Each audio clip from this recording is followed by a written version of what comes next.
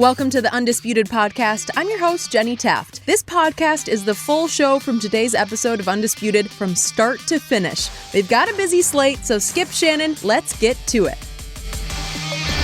Good morning. Welcome to Undisputed. We are live from LA. I'm Jenny Taft here with Skip Bayless and Shannon Sharpe. Guys, how we doing? Good morning. I was laughing about something. You're not going to be laughing when you see what's going to be out on that court tonight. No, I was thinking about, Skip, how Derrick Henry reminded me of myself when I was in Pop Warner.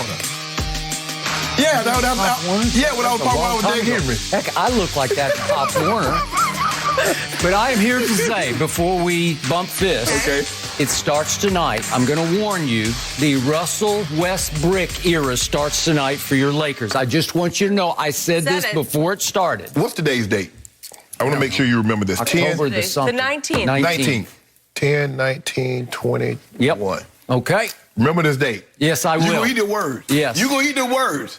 When do I ever eat anything? You eat all the crow. Was this the day Skip will be right about the Lakers or Shannon? I'm going to write it down as well because, guys, at last, the NBA season is finally back. While the Bucks are the defending champs and the Nets always stay in the headlines, LeBron's Lakers may have the biggest spotlight on them. The team looks to integrate its reworked roster of veterans with the biggest question mark obviously being how former MVP Russell Westbrook will work playing alongside the King. So, Shannon, will LeBron and company win it all with Russ as their new point guard? Well, Skip, before this Kyrie, before the New York City mandate, obviously the Nets were the overwhelming favorites. Now, I think they're not co-favorite with the Milwaukee Bucks. With that being said, I like the Lakers. I understand that it's going to take some time because they have a lot of square pieces that's trying to fit in a round hole.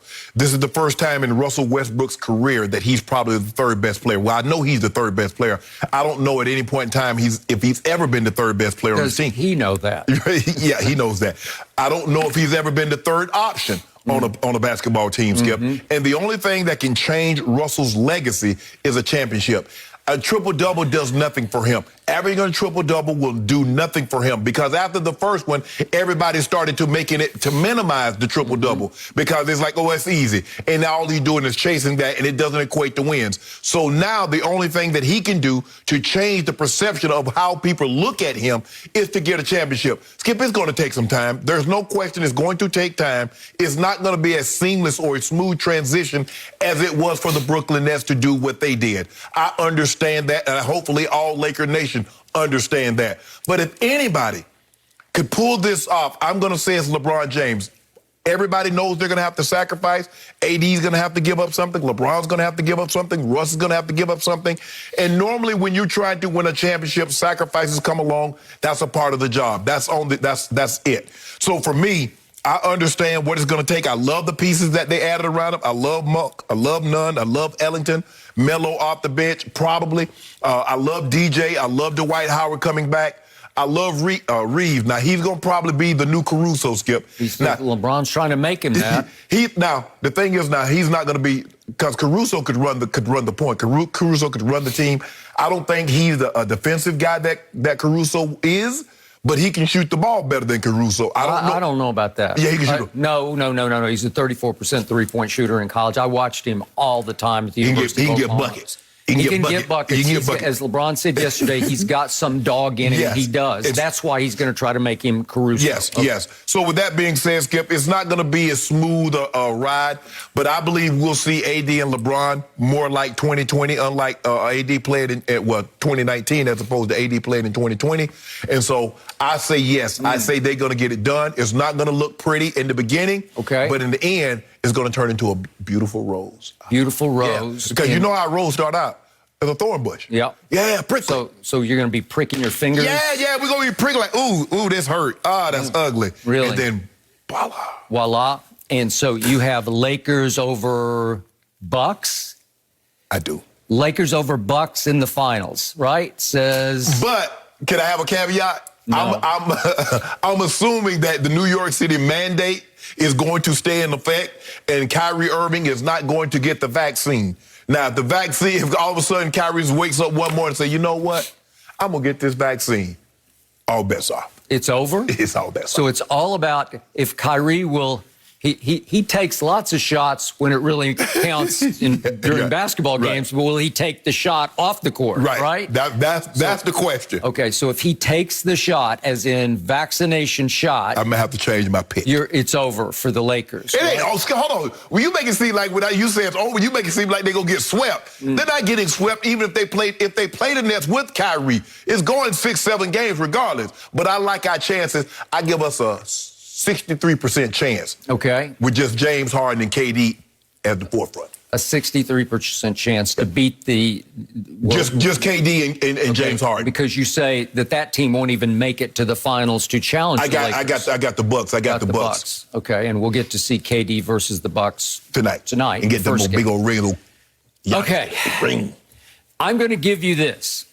I think GM LeBron James had a great offseason. And I think it got even better last night because they just jumped all over Avery Bradley. And they said, let's get that band back together, right? Yeah. So they brought back Avery Bradley after Golden State said no to him. Right. Remember, Avery opted out of the bubble after he had some huge games, one in particular against my Clippers. There you go. In which he went crazy, go nuts from three. Remember that? I do. And it was the Avery Bradley Memorial game. Yeah, that's what you dubbed it.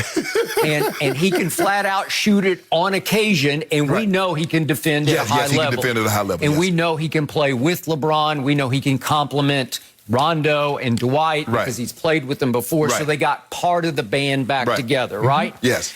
And I got to give it, I told you from the start, I like Wayne Ellington, and I like Kendrick Nunn, and I like Malik Monk. You like everything, but double. I like Bazemore. Where do I like Trevor Reeves. I know he's hurt for the moment. He'll be out for a while. And I've always liked THT, and he's hurt for a little while, but I think he'll be back. So I liked Austin Reeves at Oklahoma. Again, I watched him a lot, and I'm not sure he can be Caruso, but LeBron likes what he sees, so he's going to take him under his wing and try to make him. Caruso became the co-closer. You know, he became LeBron's running mate down the stretch. And I think LeBron was not happy that they, for salary cap purposes, said no, for luxury tax purposes, said too rich for our blood, and they didn't keep Caruso, as in Caruso, as he was dubbed by the Lakers. He looked good in Chicago. Well, I'm saying he's a good player. He is. He doesn't look the part, but he can play the part, right? Okay, so you're trying to make up for him with Austin Reeves, and it's got possibilities. Okay. I do not love that you jumped on DeAndre Jordan, who is a cast-off by the Brooklyn Nets. But you got to give him credit, Skip. He's looked good in the preseason. Well, has he not looked good? I just think he's looked. He's just been out there, and I think he's going to start because they like Dwight to come in and just wreak havoc for 15 minutes and get 5 fouls and just alienate everybody. You know, just tick off everybody. And he plays the Rodman role, and I love Dwight at this stage and age of his career. So all that works for me. Right. Except for the new point guard. And I am confounded by the fact that the best point guard in basketball, the best passer in basketball, LeBron James, is actually passing the keys to the kingdom to one Russell Westbrook, who is extremely high turnover, and he's led this league in turnovers 4 times, finished second 4 times, and he's off to the literal races because that's what he does. He got that out of the blood. He races up the court, and he dribbles it off his foot. So what did he do in the preseason? He had 23 total turnovers, and that by far led the league in preseason turnovers. I know it's just preseason, but it even got contagious for LeBron in the preseason because one game he had 7 turnovers in the first half. It was actually 6 on the box score, but he had a 7th that I showed you, and you said, oh, that's a turnover. Okay, so 7 turnovers and a half was so uncharacteristic of LeBron that I'm thinking, do they really go together? Do they really click? This is all well and good for the regular season, and you say you're going to prick your thumb occasionally, and I got that. But I don't see anybody in the West that will threaten the Lakers. I'm sorry, I can't get excited about Denver, and I can't get excited about Utah, and I even can't get excited about Phoenix. Not that excited, given this roster. Haven't even brought up Melo yet, but remember, LeBron is going to be benefiting from having 3 other Hall of Famers to be. 3 others. KD is going to have 1 other Hall of Famer to be, right? He's going to have James Harden, and you're going to have Melo and AD and obviously Westbrook, okay? So I love the firepower of this. I love the sort of magic of this because, man, I'm going to be all eyes and all ears tonight. Dwight going to be in the hall, too. Dwight? Well, you know what? That's true. I'll give you that. Because he just is. Yeah. I mean, it's hard to sort of process that, but he is. Yeah. Because he's three-time defensive player of the year. Yes, of course, everybody gets in the Basketball Hall of Fame, but you're right. So there's another one that KD will not have at his beck and call, as LeBron will have. Okay. So there's going to be a lot of chemistry. There's going to be a lot of aura to it. There's going to be a lot of mystique to it. There's going to be marquee to it. I know our man Lil Wayne texted me. He's taking his son to the game tonight because he can't wait for this because this is show time. Yeah. This could be as big or bigger showtime than Magic showtime. This is must-see TV. Yeah. So it's hard for me to knock it in the regular season, except for one X factor. And that is that guy who's not playing for the Clippers right now.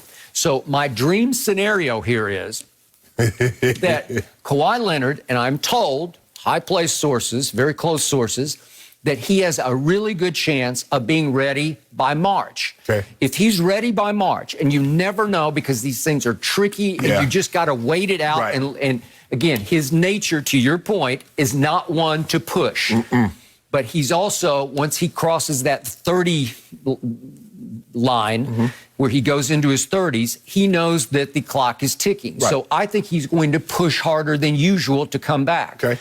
If he can be ready for the playoffs, and the Clippers could just eke in as maybe they have to play in. I don't know, but let's say they wind up the 8th seed. This would be my dream scenario. Right. If the Lakers do win the West and they're the 1 seed. Or the 1-8. And we get a little 1-8 in the first round, my dream scenario would be that the Clippers would shock the Lakers because it would be no real upset because the Clippers are really good if they have their guy. Right. And if he's right and he's back and he's what he was against Dallas and Utah last year before he got hurt, you would be in big trouble.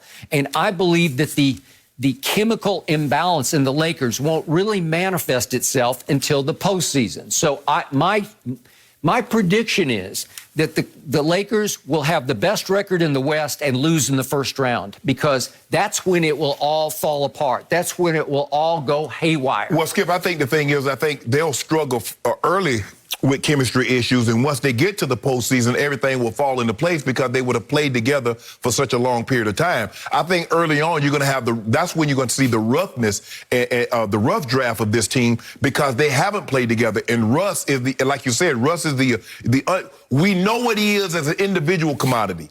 But what we don't know is that when he's playing with two other superstars, how does he blend that? Because he's never had to do that. Like I said, Russ has always been one or two. He's always been the first or second option. Okay. Playing with KD, playing with James Harden, playing with Bradley Beal. Now he goes from 2 to 3, and now he's the third best player. Now, so the question is he going to be accepting of that role? Because you know what happens. You start, and he doesn't strike me as a guy that lets this bother him, but Russ doesn't look the same. He's only averaging 17 points. He's only averaging 6 rebounds. He's only averaging 8 assists. I mean, I remember when he triple-double the last 4 or 5 years, then all of a sudden, man, screw this. I need to get this streak to get these triple-doubles. So I don't think that's going to be a problem. Like I said, if he was anywhere else with 2 superstars, I was like, Skip, I don't believe this is going to work. But with LeBron, I believe LeBron will take a step back somewhat and says, okay, guys, this is what we need to do. They had to have had this conversation, Skip. You don't sign off on something like this without having a conversation before Rob Pelinka pulls the trigger.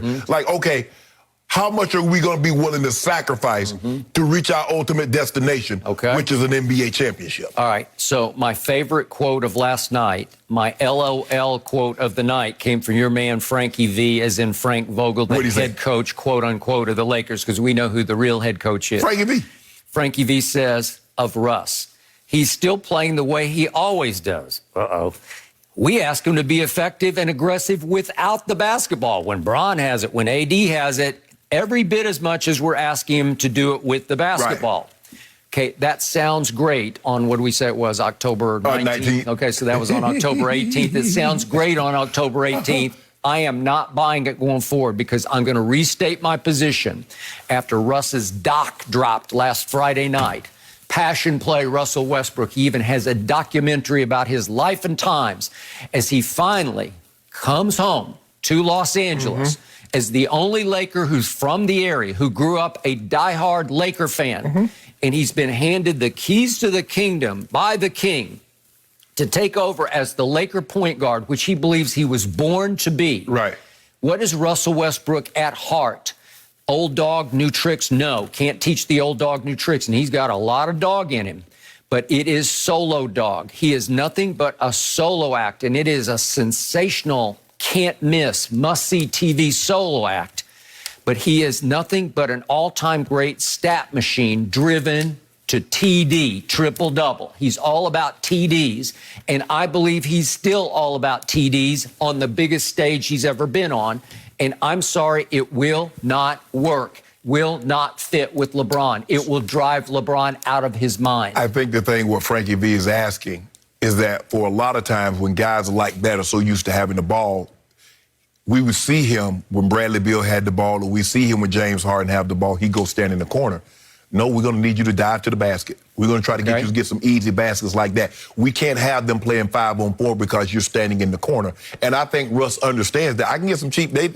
While they got their back turned, I can sneak to the rim and get me a couple of layups. Okay. They're going to have to make play 5-on-5 always. And Russ understands that he's going to be asked to do some things that he hasn't been asked to do in the past. And I believe he's more than willing because he understands. Because you said he'll never win a championship without that 7-foot guy that's currently in Brooklyn. And he wants to show you and a lot of other people, just for himself, he knows that his resume is incomplete without that championship, and he has a great opportunity to go and get it, and I believe it happens. So I'm going to restate my position on Russell Westbrook as in brick, because he is simply, and I believe you'll even agree with this, he is the worst superstar jump shooter we have ever seen. Just as a pure jump shooter from 3 or even from 2. Yeah.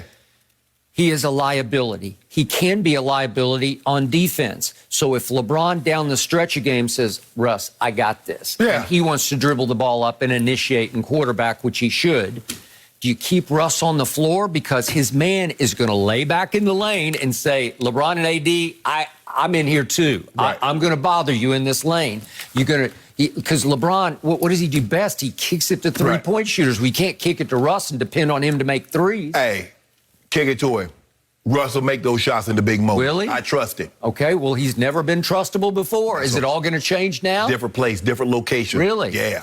Okay, so my theory from the start, I restate this position as we go into the first night of regular season, is that LeBron is the shrewdest operator in the NBA.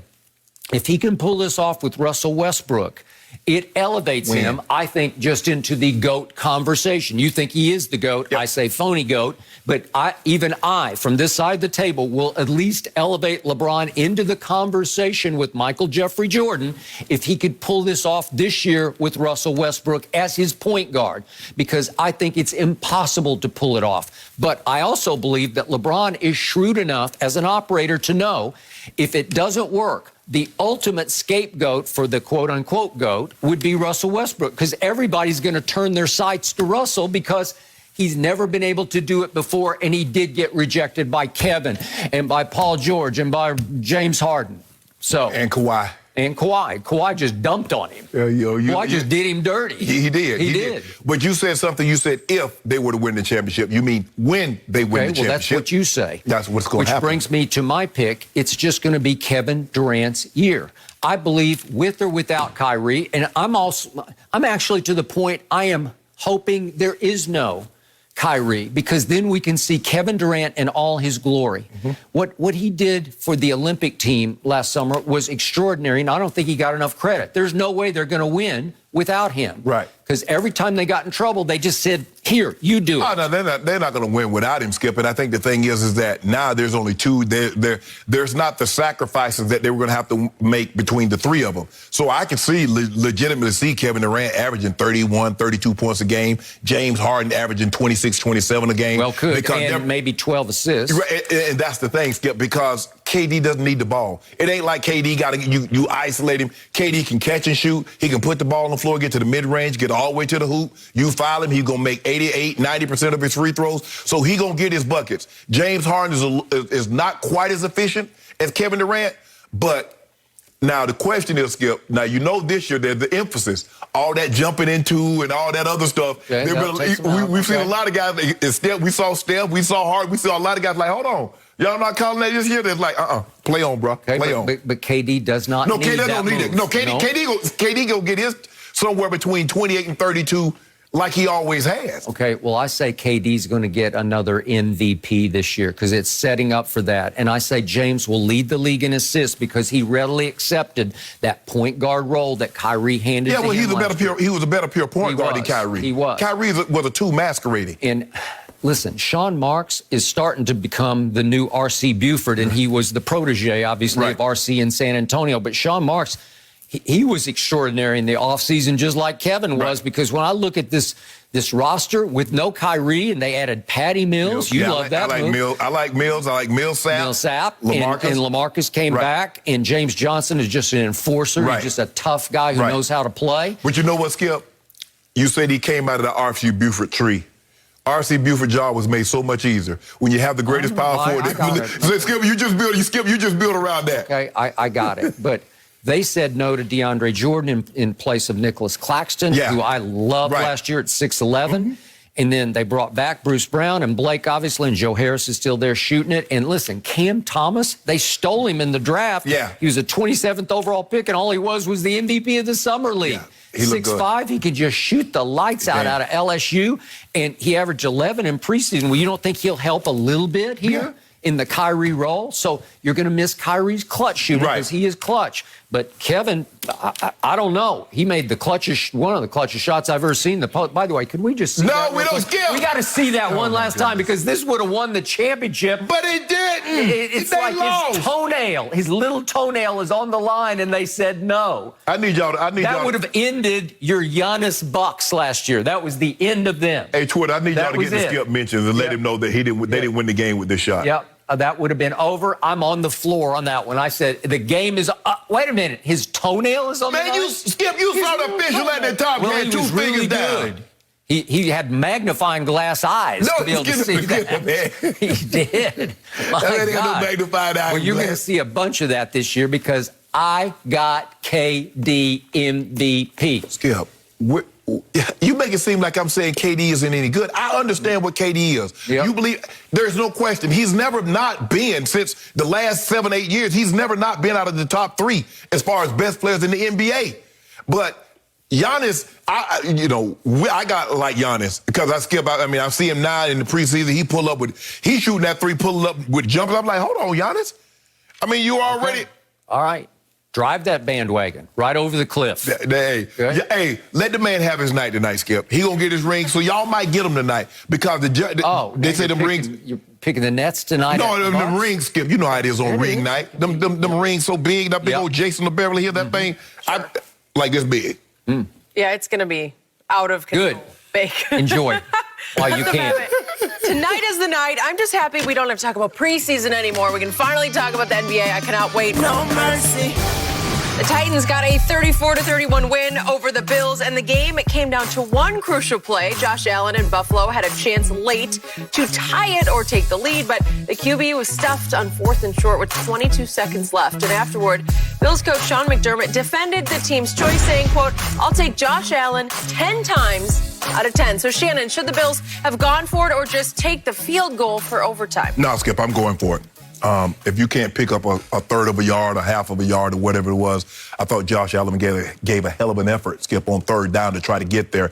And what happened? He was a little short. He was a little short, yes. Because what happened, Skip, he had the ball, and when he saw he was going to get hit, he tucked it. If he had just left it, but he was concerned that they were going to make him fumble the ball, he saw Dak Prescott, what happened, trying to go over the top, and he ended up fumbling the football. But, Skip, in that situation, look, it's as simple as this. You make it, you're a genius. If you're not, you should have kicked the ball. We saw John Harbaugh ask Lamar Jackson, you want to go for it? Lamar says yes, they go for it. Brandon Staley had been going for it on 4th downs all year. He goes for it early, and they keep missing and missing and missing. Like, what the hell are you thinking about, Staley, the head coach of the Chargers? Yep. But, Skip, in this situation, you got a 6'5", 240-pound quarterback.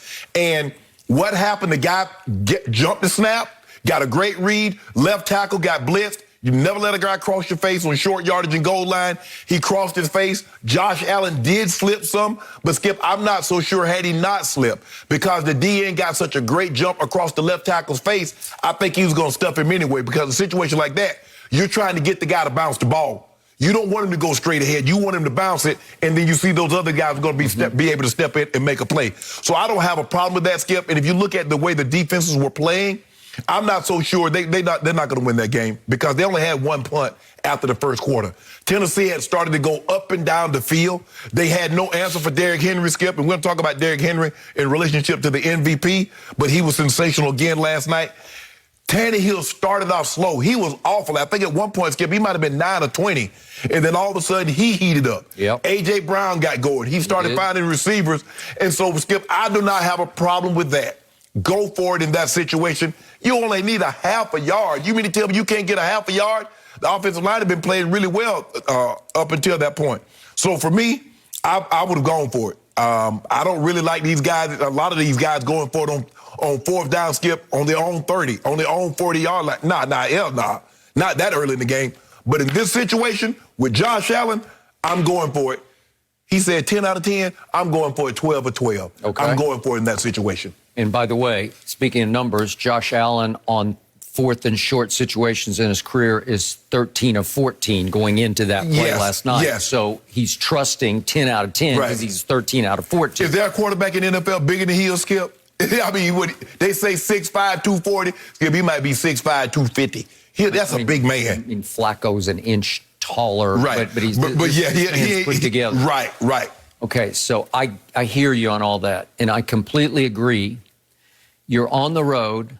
You're clearly the better team. Yes. Even though Tennessee, to your point, have been going up and down the field, who's the better team? Buffalo is just better. Right. And when I look at these numbers, you're already 7 of 13 on third down. Right.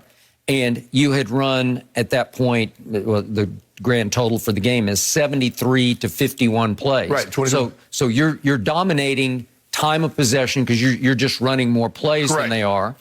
And yet the problem is you end up 2 of 5 in the red zone. That's how you the lost ball the game. Okay.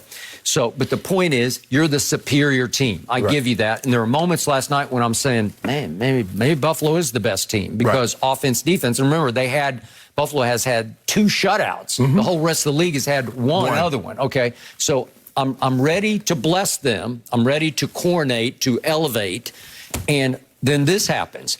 But when you get to that moment of truth, if you're that guy in that team, and if you're an MVP candidate, just put the ball in his hands and say, "Get me." Make a play. It's a foot. Yeah. I don't know. Maybe it's 2 feet at the most. Yeah. And what happened? He took the wrong route. Right. Because he's not Tom Brady. Right. What do I always tell you and you laugh at me? Tom Brady is simply the greatest quarterback sneaker we have ever seen. Would you believe that on quarterback sneaks in his career, Tom Brady is 31 of 35? That's off the charts because over the last 30 years, the only quarterbacks who are close to them, speaking of Flacco has 18 sneaks for first downs, and Roethlisberger, another big, strong quarterback, has 18. Well, Brady's got 31 out of 35, and I always say it's genius what he's doing because you have to read the sneak also. Right. You have to read it, and you have to anticipate, are they going to crash left? Is everybody going to crash left? Because on that play, the whole Titans line crashes to their left.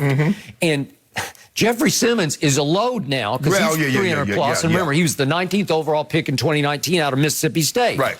Well, he just crashes across the face of Deion Dawkins, who just caught unawares, and he loses leverage. Deion Dawkins is wiped out, and Jeffrey Simmons absolutely blows the play sky high because he crashes right into Josh Allen's lane. And so Josh hits a brick wall. There's nowhere to go, and then his feet go out from under. Exactly. He tries to push off. Skip, I'm not so sure, even if his feet doesn't go out there because the defensive end gets such a great jump, I'm not so sure he made it anyway.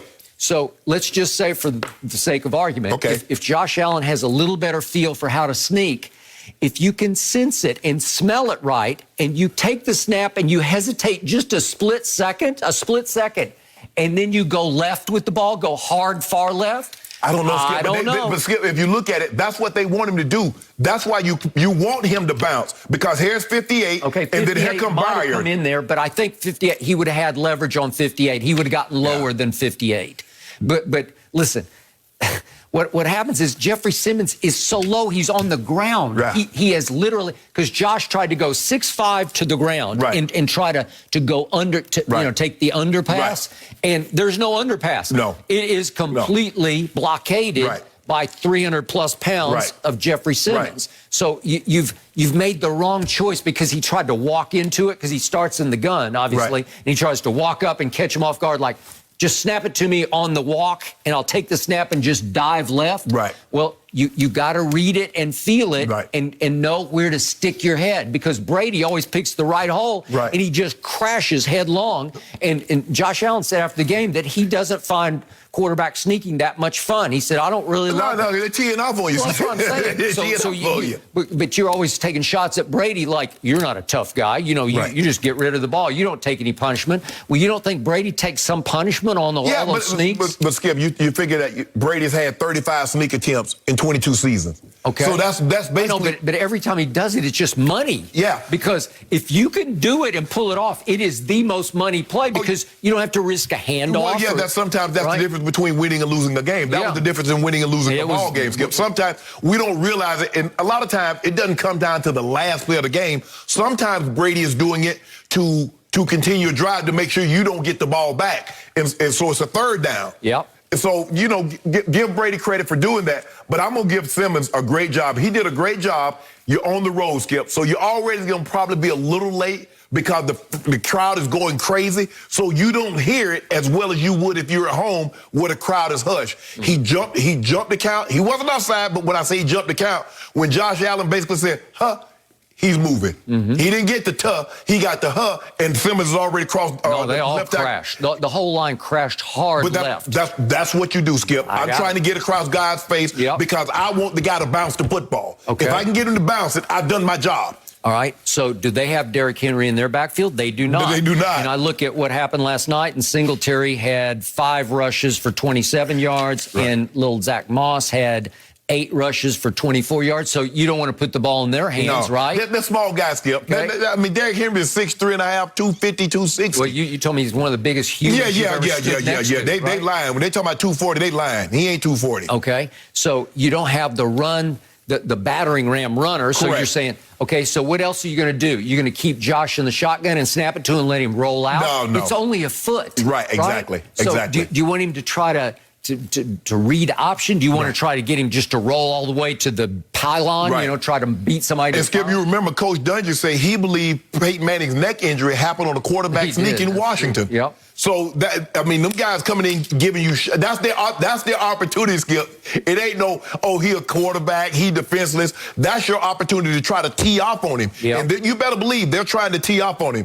But Skip, I would have gone for it in a situation like that. It looks to me the defenses were tired. Derrick Henry, when the first quarter, Skip, he's going for no yards. He's getting tackled in the backfield. Now all of a sudden they're 3 yards. They're 4 yards. They're 8 yards. They're 11 yards. And I knew, Skip, when they were, what was it, 6-0. Yeah. And I'm like, you guys are going to regret this. And the next thing you know, 76 yards later, as bad as they were playing, they were in the lead. Yep. And you're like, okay, Buffalo, you just made this a lot more difficult on yourself than what it really needed to be. All right. And quick point about Derrick Henry's 76-yard run.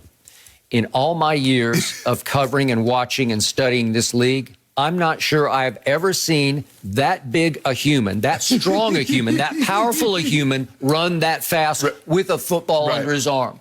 He was motoring. I don't know. They said it. 21.8. 21.1. I don't know how to sort of equate that. Like, I don't know what that means exactly. I just know what my eye test told me. He was flying.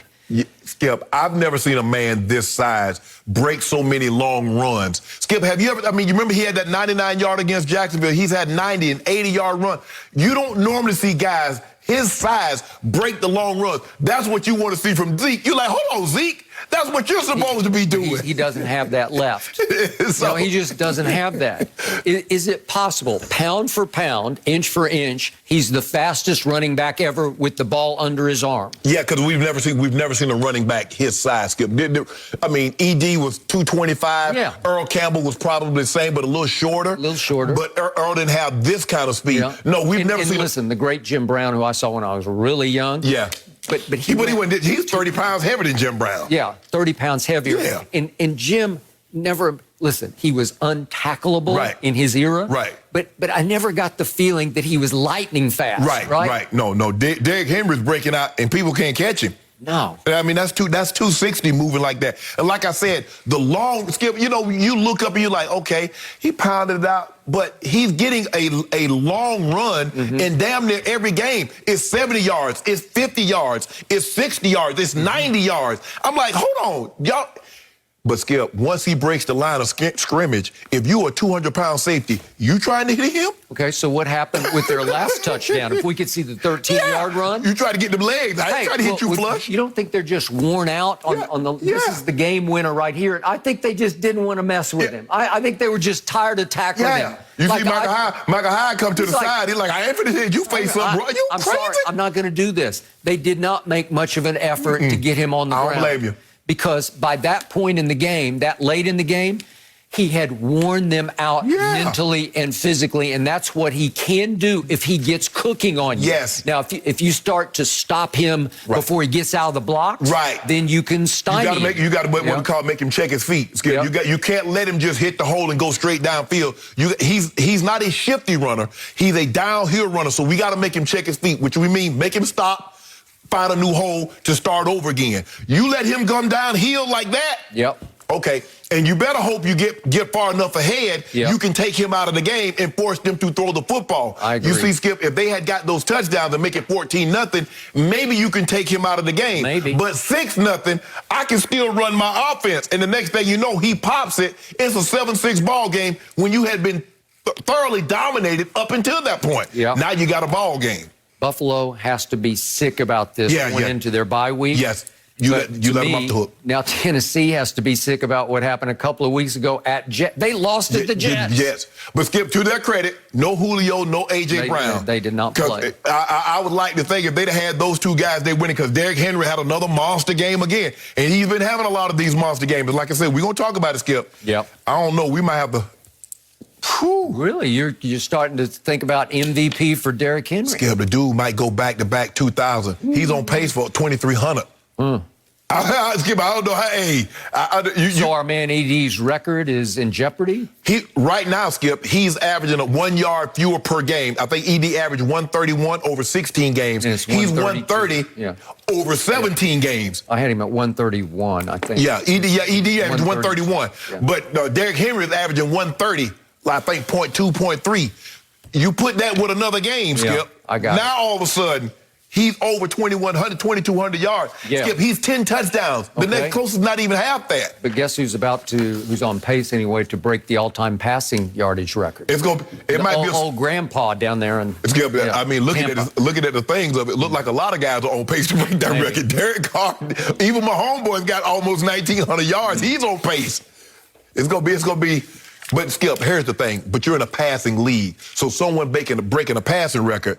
They don't run the football. Tennessee, only a handful of teams still run the ball. But if you look at Cleveland, they're a two-horse team. You look at Ravens, even though Lamar's the head, they're a committee. Derrick Henry's all by himself. Ain't nobody else getting no carries. It's D. Henry. He's the only one. Last man standing. He might be the last of a dying breed, Skip. I agree. I can't believe you just referred to the guy as Grandpa. And you know who I'm talking about. I don't know if you'll appreciate that. Lil Wayne texted me about Grandpa this morning, so it was in my head. On your mind? That's Lil Wayne's. I stole it from Lil Wayne. He calls Brady Grandpa. Grandpa, I mean, it kind of works, but I don't think Grandpa's going anywhere anytime soon. Well, a younger guy who's been impressive during Sunday's overtime win, Dak Prescott, he did injure himself as he threw the game-winning touchdown pass to CeeDee Lamb. The Cowboys signal caller said he felt funny as he landed in yesterday. An MRI confirmed he has a calf strain. However, some reports indicate Dallas is confident he'll be ready after the team's bye week, which obviously comes at a great time right now. Shannon, gut feeling here. Will Dak be able to play at Minnesota a week from Sunday? Dak will be fine. I'm trying to figure out how all these guys getting these calf injuries, Skip. Chubb with a calf, and Hunt with a calf, and Dak with a calf, and Gallup with a calf. We're seeing more calf injuries that maybe they didn't chart, or maybe they just said lower leg when I was playing. But I don't remember this many guys, this significant amount of guys having calf injuries. But I'm not worried. The best thing about it, Skip, they're not on an early week. They don't have to play Thursday. They don't have to play Sunday or Monday. They don't play till the following week. So he has a lot of time. And like I said, I'm not so sure that he was going to go anyway. So he'll be getting treatment around the clock, 24 hours a day. All the equipment that they have at Dallas, they'll take that equipment to Dak's home. So Dak will be getting treatment. Dak gonna have one trainer from the Cowboys living with him for the next 14 days, Skip. I hope so. Dak gonna have company. So if you having family in town, Dak, just tell him, oh yeah, he's a trainer for the Cowboys, because that's what it's gonna be, Skip. And so look, Dak said he believes he could have continued to play. I know that's adrenaline talking. He's probably sore. He's probably a lot sore today than he was Sunday after the game and even Monday. But I think as the week progresses, it will subside. I expect Dak to be fine come October 31st, which is Halloween, but it's going to get real spooky for you guys in Minnesota. Yeah. So, Shannon Sharpe is not a doctor, but he's playing one on TV. Am I right? Yeah. So you have already diagnosed this as nothing. It's like a nothing burger. That's what you said yesterday. It's nothing. Like, just put a little tape on it and play. Yeah, Skip, right? I mean, he's going to get 24 hours of treatment. I mean, every 2 hours he's going to be getting treatment. He'll be ice, stem, a little bit of massage. He'll be fine. I think you're like that woman in the commercial who's playing doctor and says her kidneys are beating. Do you know that ad? So that's who you're playing. I hope you are right. I suspect you are wrong. I fear you are wrong. I smell that you are wrong, because this is not passing my smell test. And I love my team, and I said they're unjinxable. I was all over them to go up and beat Belichick. And it comes down to the last play. You want to talk about bittersweet buzzkill party poop? This is, he throws the pass of passes on the run to CeeDee Lamb to walk off. And he goes out of the frame on the TV where I can't even see what happened. We don't even have a good shot of what happened. And he comes down a little bit funny on his right leg, which, by the way, was surgically repaired by 2 operations because of the compound fracture in his ankle and the dislocation. It required 2 major surgeries to get that fixed and save his career. And we can't even see what happened on that final thrust into the carpet. He jumps off that leg, because he throws off that leg and then he lands on that leg. Okay, and it is the same leg that got repaired. So maybe it is a little weaker, Skip, because the probably is.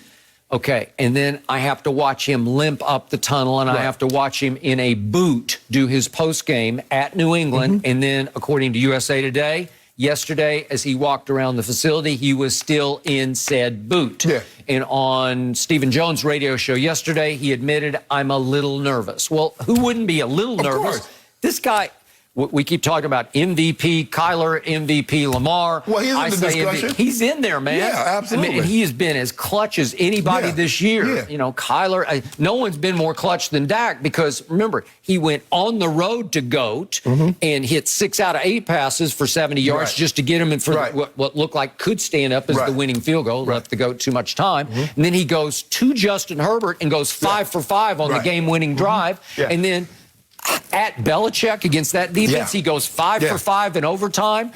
And with a 35-yard walk-off. So I'm ecstatic. He should be right in the middle of the MVP 2 game-winning drives and 5 victories, absolutely. Yeah, he's in there. Almost 3.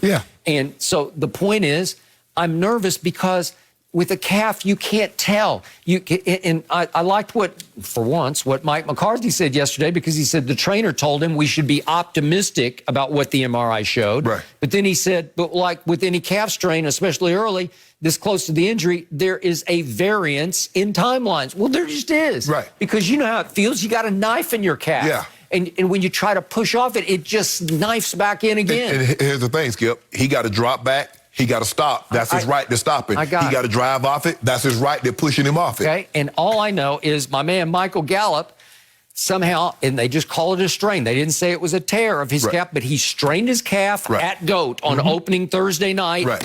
And he still hadn't even practiced yet. And there's no timetable for him to practice on a strained calf. He must have torn his. Well, something happened. Okay, so then I'm reading, I believe this is in the Dallas Morning News. Gallup uses his legs to push off, move laterally, and to jump to catch passes. A quarterback, while also pushing off and moving laterally, doesn't have the same usage rate with his legs in comparison to a wide receiver. I'm not so sure about that. So how do they think? If that's the case, Skip, how do they think the quarterback stops his momentum? A right-handed quarterback when he's dropping back to pass, he plants on this leg. When he throws, he pushes off that leg. What do you mean? How is that going to do his job? if you call another rollout throw and you have to plant on your right calf and push off, it's your plant leg. And guess what he has to do, Skip? When rushers are coming, he has to duck and dodge and push off and get away. So what do you mean? I understand. No, he's not doing the volume of running and pushing that a wide receiver is, Skip. Okay. But to think a quarterback can play with if the calf is what they think it is, it's going to be very difficult for Dak to play. So Adam Schefter said last night on ESPN that he got the indication that if they had to play this Sunday, Dak would not be able to play. Right. So, Dr. Sharpe, are you sure that one more week will get him eligible to play, get him ready? It'll get him closer than what he would have been. Well, obviously. You dodged the bullet. You, Skip, think about that, okay? You dodged the bullet because what if they had to play Sunday? Well, what if they had to play Monday? At least you get 2 weeks. Okay, I got it. But my fear factor is setting in because I am not, so to speak, rushing to see Cooper Rush play quarterback for my Dallas Cowboys. Your team's loaded. You should be able to beat Minnesota with Cooper Rush. Okay. If you need to take him a week, let him take a week. Cooper Rush, his record for NFL contribution so far is 1 of 3 passes in real games for a grand total of 2 yards. He's completed 1 pass for 2 yards in a real game. Not a preseason game. He's been pretty good in several preseason stints. But the last time he even threw a pass in a regular season game was November 19th of 2017. And you're saying he could get thrown in the fire at Kirk Cousins? That's when you ride that offensive line and say, Zeke, Tony Pollard, you carry us home. We're going to minimize having to put the ball into the air. But, Skip, that offensive line, you just rely on it. They did that when Dak first came in. They won a lot of games running the ball with Zeke and that offensive line being dominant, keeping time of possession. All right. I first guessed this. I believe that they stuck with Cooper Rush going into the regular season out of stubborn pride because they didn't draft him. He was undrafted out of Central Michigan, but he was there. They chose him. They signed him as a street free agent. And so they cultivated him, they grew him, and then they dumped him in favor of Andy Dalton. And he went up to Jason Garrett, New York, and lasted about a couple of weeks. And then they said no. And he came back to the Cowboys. Okay, so now he is back to being the backup quarterback. I said going into the year, because all of a sudden the bomb had dropped up in New England, I said, just go get Cam. He's a great compliment to Dak. Dak won't be threatened by Cam's presence or his aura or his huge personality. I said, go get him. So now Cam, as we know here lately, he finally said, okay, I give in. I get vaccinated. I'm on the market. And Pete Carroll said, well, we're thinking about, we've talked to him, which I think is a bunch of phony baloney. Well, they didn't talk to him like they talked to Kaepernick. Thank you. Because remember that one? I think you were right in the middle of reporting on that because they had Kaepernick come in and they didn't even let him dress to practice. No. They didn't even put him on the whiteboard. No. They didn't do anything, right? They didn't do anything but pay lip service to we brought him in so that we could say we did the right thing, right? Well, it felt like Pete Carroll was saying the right thing. Oh, we talked to Cam, but we're talking to lots of people. The question is, would you rather have Cooper Rush, Ben Anthony DiNucci, or Gilbert take his snap? If you got to go to Minnesota, which you only got 3 guys. If that can't go, you got Cooper Rush, you got Bad, and you got Gilbert. Which one would you like to see under center? Okay, you know, I was a big Will Greer fan coming out of West Virginia. He's on the practice squad. Okay. I think I'd even take Will Greer. You take Will Greer over those 3. Over any of those guys. But the one I would like to see, the one who would give me the best chance to win that game, I don't care what anybody says, is Cam Newton. Oh, yeah, well, yeah. He just is. I don't know what you're doing. It's stubborn pride. Oh, he's one of us. You know, he knows our system. Baloney. I don't care. Cam can do the things that Dak does and vice versa. They would be a great fit. And in fact, I think Cam would help kind of push Dak a little bit. It would be good for him. He could have a big brother figure. I don't know, but they're not going to do it. I think you're overreacting. I think you need to calm down. No. You got 2 weeks. I got 2 weeks. They don't play until Sunday at 4:25. Yep. So you're good. Yep. Don't. But my team goes as number 4 goes. Of course. yards.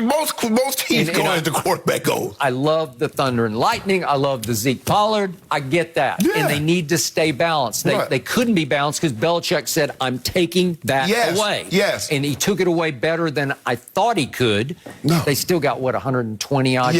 Yeah, but you're going to take that many carries to get it. Okay, you're going to take 31, 32 carries to get it, less than 4 yards a rush. I'll give you that. They won that game because of that. Okay, because Belichick finally said, if he can beat us, good game. Exactly. Right? And that's what he said after the game. He just made the play. Right. And he made a bunch of plays late that were gotta make them. Yes. And he was all time, man. He's playing at the highest level he's ever played at, and I still say it's because Jerry finally had to pay him. Right. And he felt like a made man now, where he's in a serene comfort zone. Yeah, but I told you, Skip, I said, Skip, but if you look in 2 years, Skip, you're going to be like, we got Dak for $40 million? Because the numbers, Lamar Jackson about to get $50 million. Okay, well, right now he feels like a bargain at 75 total million for this year. But that's and I used to laugh at that. But think about it, Skip. That's 75 this year. The numbers come down.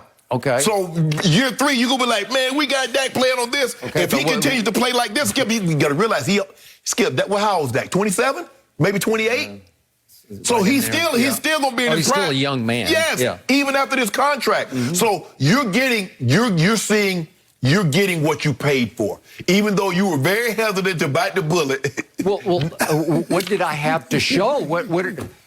Dak had been lousy through the last 13 games of 2019, and he was hit and miss early last year. I know he was throwing for a ton of yards, but you were dismissing him as empty-calorie garbage yards. But I'm sure it seems to me now he didn't show you anything, but you feel better that he's got this money now and showing you that he's worth it, as opposed to Goff and Wentz that did something earlier than once they got the money. Like that was it. Okay, but when Dak got 75 total million upon signing for this year, I'm thinking Brady's going to make 27.5 and Dak's going to make 75, like almost 50 more million this year than the GOAT.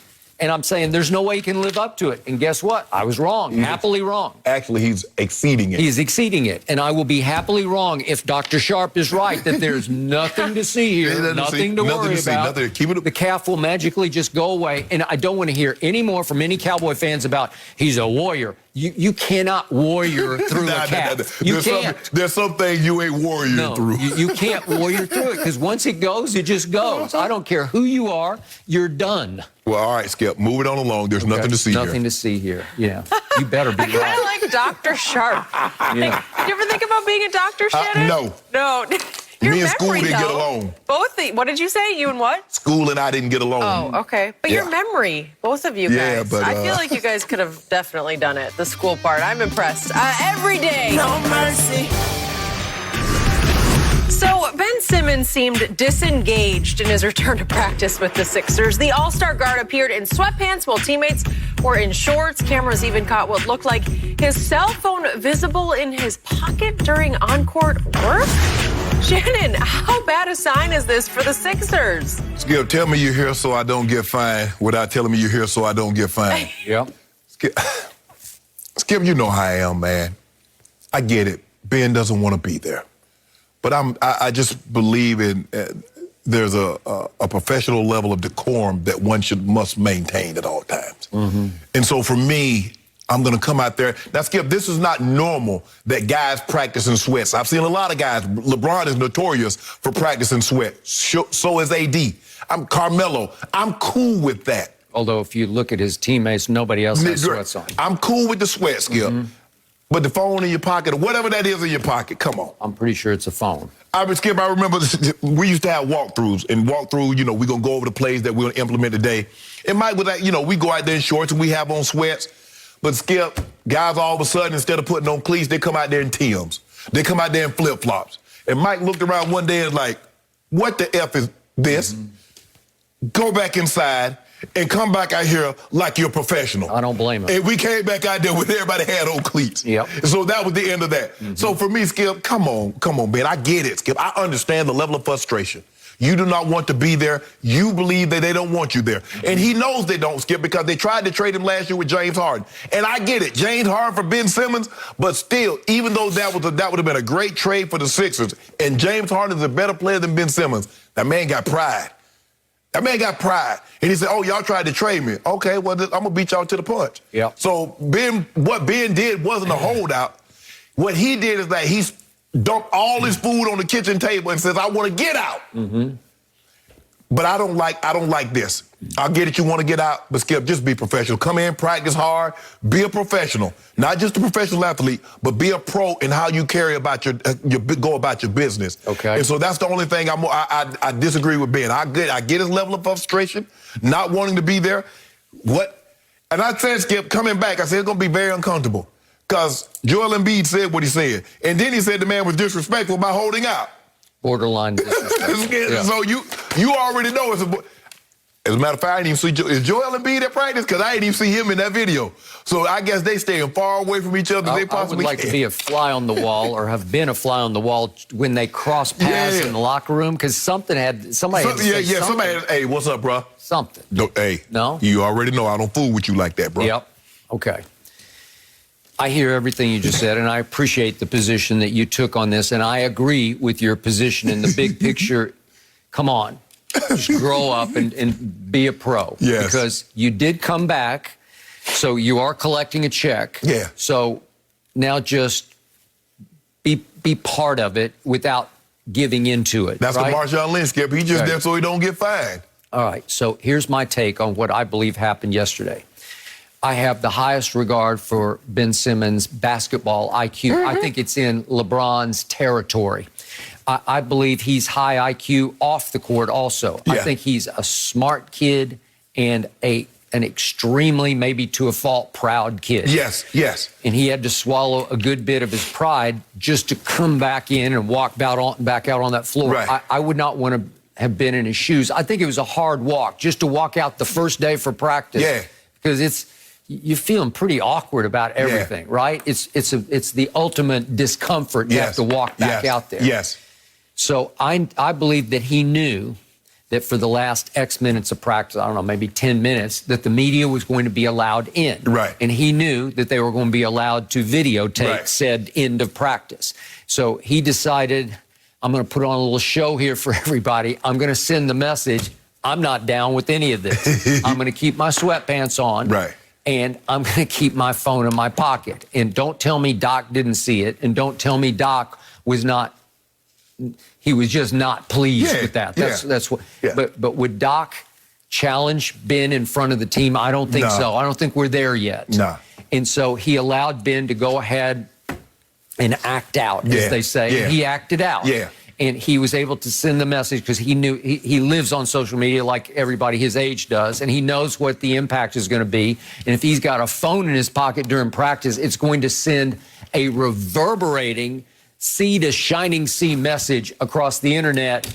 I don't want to be here. No, you don't want to be I'm not giving in to any of this, right?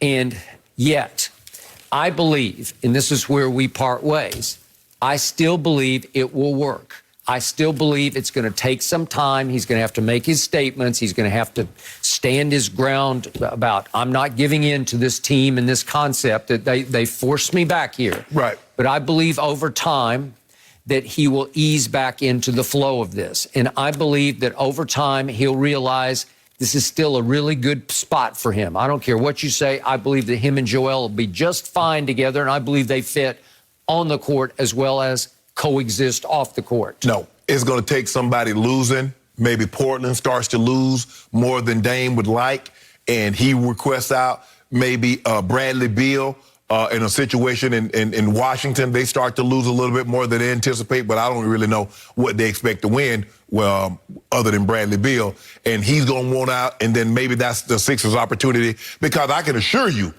if Washington say we'll take Ben Simmons and maybe Seth Curry and Ben Simmons, and you give us Bradley, you can get Bradley Beal, or you give us Ben Simmons and yada yada yada, and you can get Dame Lillard. Okay, Six is going to jump on that one with both feet, Skip. Yep. So I think that's what it's going to take. It is tough, Skip. You know, we've all been in a situation, man, I'm quitting this job. I ain't come back later for y'all. I see y'all whenever. Then you show up the next day. Hey, I'm Sharpe, what happened? I thought you quit. Man, you know, hey, it is what it is. Okay, so I believe that's what Ben will decide. He has 4 years left on his contract there. And you have to remember that somehow Joel Embiid and Ben Simmons achieved the best record in the East last year. They were the #1 seed going in, right? Yeah. And remember, Ben made the All-Star team last year, and he was first-team All-Defense just last year, right? Yeah. So I know for a fact, up high in that organization, they want to make this work somehow, some way, to just grind through it. I'm sure they do, but we made all this before I really know how you felt about me. I mean, you said that you believe the turning point in the ball game. Okay. So no. Yeah, no, I got it. They all but burned the bridge with it. Yeah. And that's why he deserved to do what he did yesterday in the big picture, not as a professional, but just as a human. On pride alone, he deserved to put the cell phone in his pocket and say, this is what I think of you guys. Skip, you can't have your cell phone. Man, you at work. Okay, I got it. You at it's work. Just a statement he's making. Look, Skip, even though they lost to Toronto on that shot, they had the #1 seed. I don't believe that Ben and Joel's relationship. I believe they were friendly.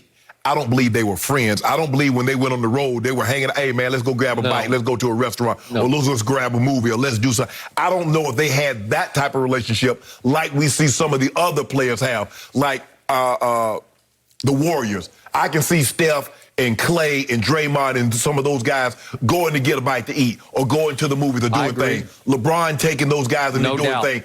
I don't think Ben and Joel, I could be wrong. Maybe they had a great relationship at one time. I never got that sense. But Skip, when you vying for pecking order now, I know. You know, hey, the process, and you know, I'm the #1 pick, and I'm supposed to be this, and I'm supposed to be that. You fighting a fight that really shouldn't exist. And remember, Joel expressed that I thought we built the whole team around him. Right. Right? Oh, so that's what they did. They built it. But you the process. You say trust the process, but you the process, but they built the team around me. Okay, well, I'm going to stand my ground on this one. I'm going to say it's going to work.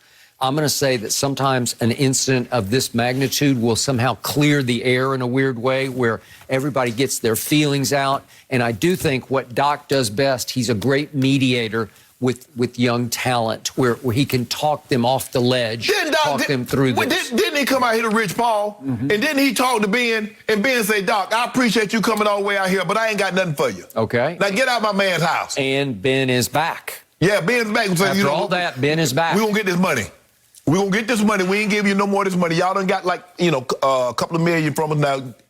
I want these checks to come in. Just remember, if you were just heart and soul committed to not being a Sixer, you would not have gone back. No, I ain't gonna get him no money. Skip, I already told you I ain't getting no money back. He earned his contract, so I ain't finna give you nothing. It's not like Ben come from royalty, and I know he's from Australia, but I don't think his parents in the prime ministry or they had a whole lot of money. No. So I'm gonna get all what I'm due. Do you want out or not? I want out. Okay, well, you can't have cake and eat it, Yes, too. I can. Yeah. As a matter of fact, I want cake, pie, and I want ice cream, That's too. what he's trying to get right now, Yes. it appears. But I think as time wears on, that slowly time heals wounds. No, it don't heal no wounds. Yes, it does. Guess what, Skip? We can't heal this because every time I see your face, I want to punch it. Time don't heal no wounds after you said what you said to me. Okay, but sometimes there's some forgive and forget going on. Over time, you start winning games, and you know what they say about winning? It's the ultimate deodorant. And all of a sudden, you start saying, you know what? I don't have it so bad either. Tom Brady let you know winning wasn't a great deodorant. It didn't cure all, did it? Because he was seething all this time. He was stewing, and he couldn't wait. That book coming out that Tom Brady wanted to go. No questions asked. He wanted to go to San Francisco, but the 49ers were unwilling to move out Jimmy G. Now, we had this conversation. Now, what did that tell you, Skip? Who was the mofo that he was talking about they was unwilling to move out for? Could be. Say, Skip. I didn't know if he would call that guy that because they were pretty friendly. Yeah, we were friendly till you tried to get my job. Yeah. Now we ain't friends no more. Okay. Okay. See, here's the thing. Friends and friendly. Skip, they're two different things. Hey, how you doing? I can't stand him. That's how you do it, Skip. That man wanted a job. He wanted to go home to the base. Skip, He grew up a 49ers fan. Joe Montana was his guy. How do we get off on this? Because that's like Ben. Oh, okay. You want Ben to be friendly. I'm saying when it comes down to what I want, okay, I throw all that out the window, Skip. Well, I told you that Kyle and John Lynch made the ultimate mistake. As much as I love Trey Lance, they could have had Tom Brady, the GOAT, right, for maybe 3-4 years back home in San Francisco. Right, and Skip, I look, a part of me understands it because Jimmy G had just come off taking you to the Super Bowl, but given his injury history, I'm jumping on that with both feet. Okay, remember I said this, Ben will be okay in Philly. No, he won't. Yep. That man ain't going to be, Skip. All right, I'm just saying. Skip, the man got his phone on. Okay. Now, the only thing would have topped it if you took a call. Yeah, man, I'm at practice, man. Hey, y'all go ahead and carry that on. Yeah, I'm at practice, man. I sure don't want to be here, man. It was not a good look. Hopefully we can work it on the trade. We try to get this thing out of here. I can't stand Doc. What time are we going out tonight? And, you know, hey, yeah, man, that center we got, man, he think he's slick. He better not say nothing to me, though. Okay. He's making his point. But He's getting it off his chest. How it's much okay. of a distraction is it for teammates, for coaches? I mean, this is maybe fine for a little bit, but Shannon, you would have been annoyed by this. Oh, absolutely. I can only imagine. No mercy. LeBron and the Lakers start their season tonight against the Warriors. The big issue last season for the King was his health as he missed 26 games with a high ankle sprain. LeBron closed the door on any thoughts of monitoring his minutes as he said he feels, quote, worse when he plays low minutes. For what it's worth, LeBron played a career low 33 minutes per game last season. Shannon, do you want to see LeBron average more minutes this season? Where do you want his minutes to be? Skip, he played his career low and he still got hurt. I think the thing is for LeBron is he's like, once I get to play and I'm playing, obviously not, Skip, I don't want to see him playing 38, 40 minutes like he did in year 5 and 6. Obviously, I don't want to see that happen. But I think the thing is with him, when you start to get old, Skip, you get a workout in, you get all lathered up, and all of a sudden you sit down for too long, man. Them bones get stiff, man. It takes you a while to get back loose and get back into the flow of the ball game. I think a lot of times, Skip, what's going to dictate how much he plays is how far ahead they are, how far behind they are. Do they really? Because, Skip, there were some times last year, Skip, he was at that 31, 32 minutes a game, and it looked like everything was okay. And the next thing you know, they allowed team to go on a 15-2 run and a game that he should have been out. He ended up having to play 36, 37 minutes. So I think what they're going to try to do, probably try to keep his minutes at least around under 36 or below. But I don't think you dictate, says, okay, LeBron, 33 minutes, that's your cutoff. Once you get to that, no matter where we are in the ball game, that's it. I think they try to space it out, Skip. 8 minutes in the first, 8 minutes, having like 16 minutes at the half. Then if we can keep that thing around, say, 25 minutes, third quarter going into the fourth, now, even if he needs to play all 12 minutes, we still at, 37 minutes or below. So I think right now they're trying to keep those minutes around 36. But you just Skip, LeBron is looking at it like this. Man, I ain't got a whole lot of time. It ain't like I got 5-6 years to go. So just let me play. That is true. I'll let you know if and when I need a break. I'll put my hand up or I'll motion, get someone else in here for me. But until then, let me play. Do you remember what happened first couple of months last season? Do you remember he was on pace? He was leading the league in minutes played. Remember that? Yeah. Minutes per night. Right. Well, if we go back to 2017, he averaged 38 minutes. This is the second to last year in Cleveland, and that led the league. And then the next year, he led the league at 37 minutes a night. And then he came to L.A., and it dropped to 35 in that first year, but he got hurt, obviously, with the, groin pull. Groin. And that cost him some time. And then his second year, the bubble year with the championship, bubble-licious year. A little over 34, I think. Let's just round up to 35. Okay. And then last year, career low, 33. Right. In the middle of, he gets hurt against Atlanta. I didn't think it was that big a deal. He kept playing in the game, but it ended up being a big deal because it cost him 26 games. Correct. Which I was shocked about. Right. So that was the night I said, it was a Saturday, but it was the next Monday. I said, that's nothing. Just like you said, Dak's cap is nothing to see here. And I said, this is Iron Man. It didn't look that bad. He not only kept playing, he made a shot from the corner, and then he did. It was a little bit limpy, but he ran up the floor, and then he said, I don't know if I can do this. Right. And he walked off the court, and he walked under his own power to the locker room. That adrenaline wore off. Okay, well, is that it, or what happened? Or did he just need a break? And he said, I got to get ready for the playoff push. No, that's not how he thinks, Skip. Like you said, all these breaks are hurting his chance. Because this thing about where he missed, what, 27 in his first year here? 26? So that's 53 games. Averaging what he averages, now he's that much closer. Now there's a chance he would have broken the record would have fallen this year. Okay. As opposed to, averaging what he needs to average and make next year. So you're thinking about the record as in what? No, Kareem's record. We're talking about chasing Kareem Abdul-Jabbar's all-time points record. Right, but I'm saying, Skip, that's not how he thinks. He's not thinking, I need a break. Skip, the closer you get to the end, the less time you think about taking off, because once it's over, it's over. They don't have a senior. It's not like golf or tennis, you have these the senior circuit. That don't have that in basketball and in football. You get that in golf and tennis. I don't think LeBron's going to be in the Big Three tournament, right? Exactly. I don't think so. Okay, so I ask you, and this is a hard question that you'll have a different answer for than I will. Okay. What is LeBron's priority as he goes on age 37 in his 19th year? What is his ultimate priority? Is it to win or to break a record? Both. Okay, it is both. I will give you both. It's cosine. It's like I want to do both at once. But if you push him at this point, because he does have 4 championships, 6 losses in finals, but 4 and 6, he can say, well, that could be enough to at least get me in that GOAT position if I could break Kareem. Because if you're the all-time leading scorer in the history of basketball, pro basketball, that you'd say, that's enough. Right. That will put me over the top, and that will even convince the Jordan fans that I am the GOAT. But just think about it. At 37 years of age, year 19, you were to win a title and Finals MVP. Would that not all of a sudden? I already told you, if you could do it with Westbrook as your sidekick, you got me. That vaults you into the conversation. We're gonna do Mondo Duplantis. Okay. We're gonna pole vault over you. Oh, okay. We already have, but you gonna do it. You're gonna pole vault over with Westbrook attached at the hip to you? Okay, well, that would be a feat of all feats, right? Okay, I believe that his ultimate priority is to break Kareem's record. And to do so, he needs to play some more. So I got it. But can you remember, he's played the 3rd most minutes in the history of this game. Mm-hmm.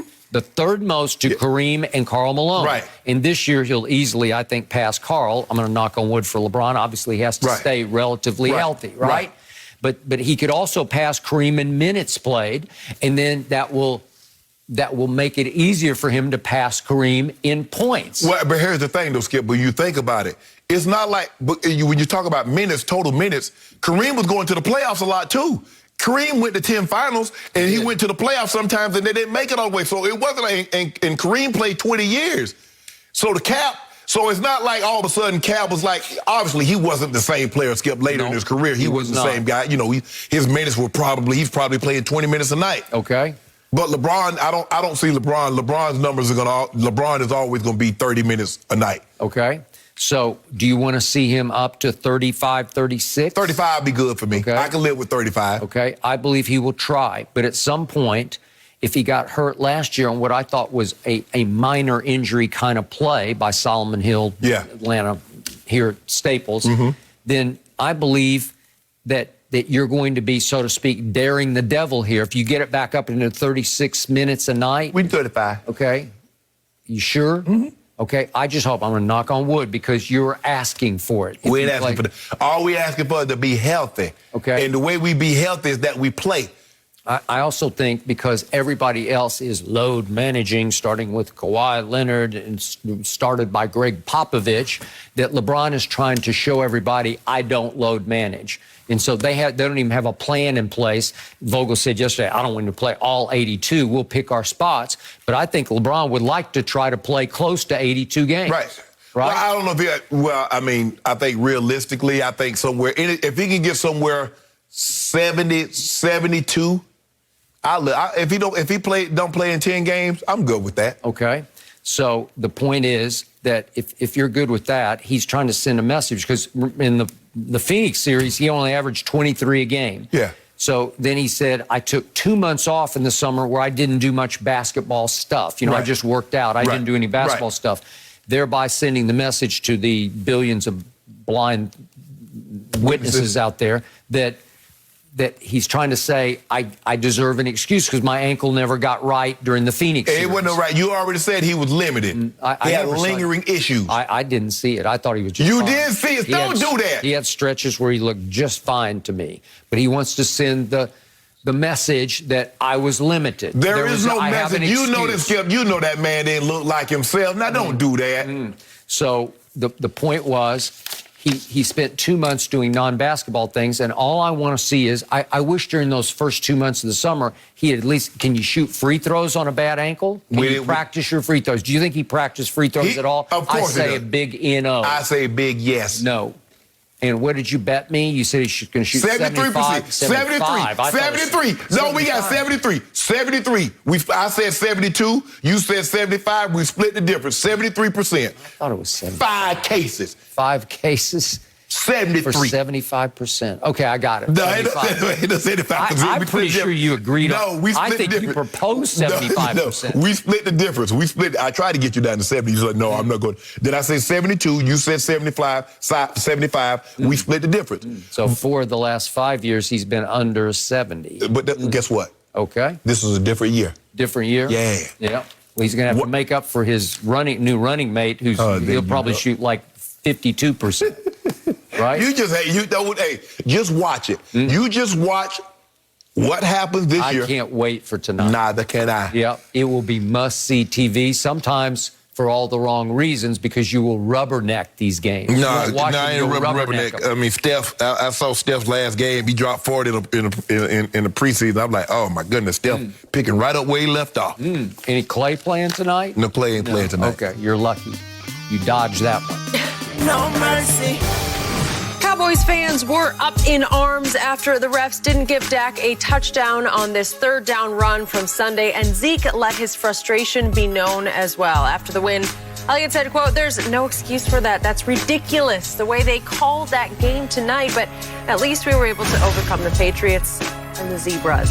Shannon, is it a good idea or bad idea for Zeke to call out the refs? Let it go. Skip, you know how this thing's, they balance out over the course of a game and over the course of the season. There are going to be times that you're going to get called, you're going to look back like, man, I got away with one there. Man, I held on that play, or I blocked in the back on that play. It balances out over the course of the season. There was no reason. Now what you do is you're playing a target. They're going to be looking at you like, oh, you want to call us out? Now, you do realize that they read the papers too.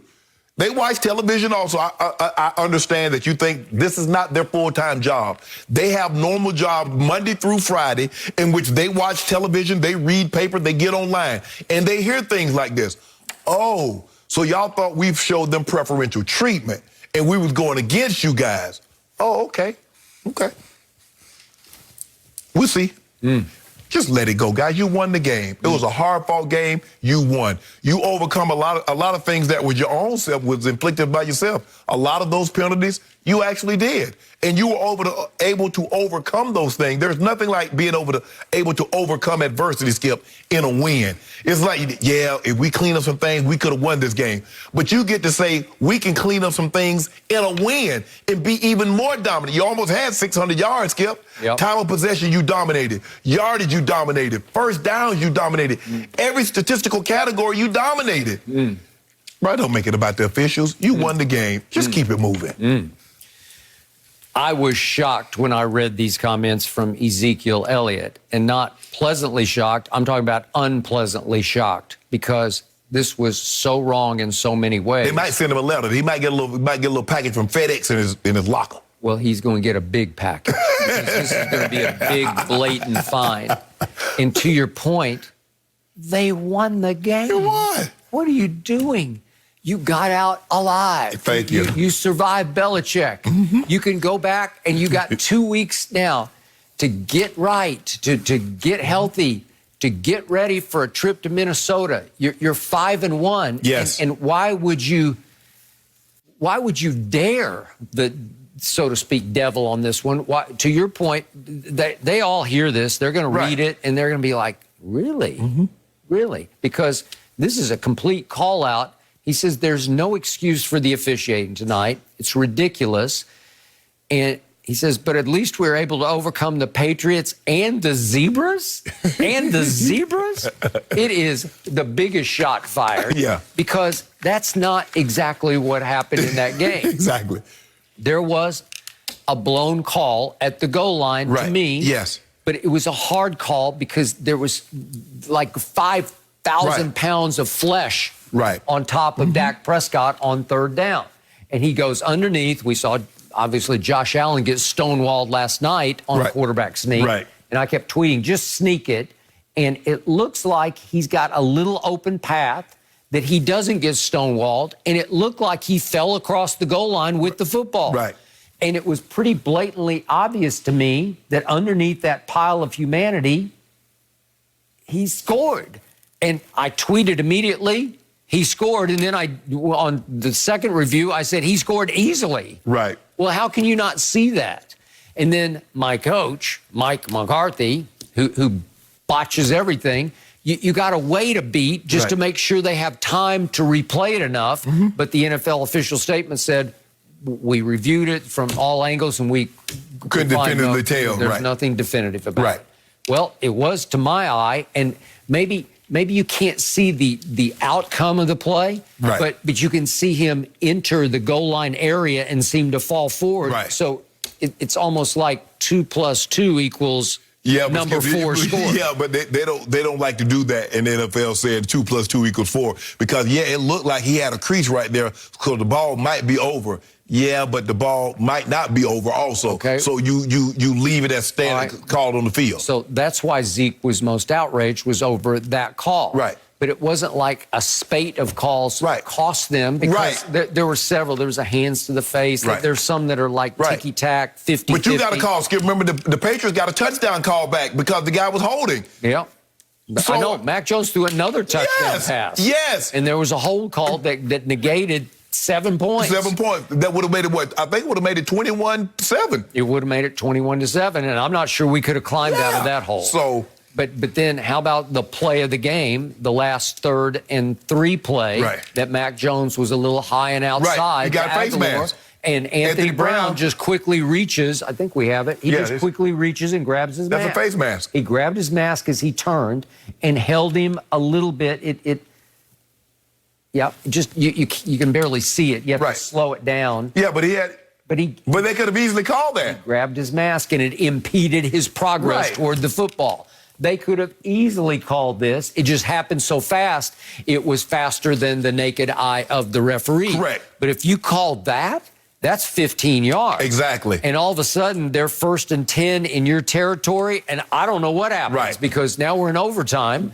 Well, do you march down and score? Then they win. Exactly. And so that's the thing, Skip. When you've played this game as long as Zeke has, there are calls, because I've looked like, man, they got us on this call, and then I go back and watch the tape, like, oh yeah, we got away with that one. That was a hold right there. Our offensive lineman, they should have got a hold. Or we got a face mask on the defense that they didn't even call. All right, so in the end, it was 12 penalties against my team and only 5 against Belichick's team. So it was 12-5. But you got to penalize a lot anyway. Okay, we are, because we sometimes look undisciplined and poorly coached. Thank you. I'm the first to admit it. But the point was, my eye test of the game told me that the 12-5 was not egregiously out of line. It wasn't out of whack.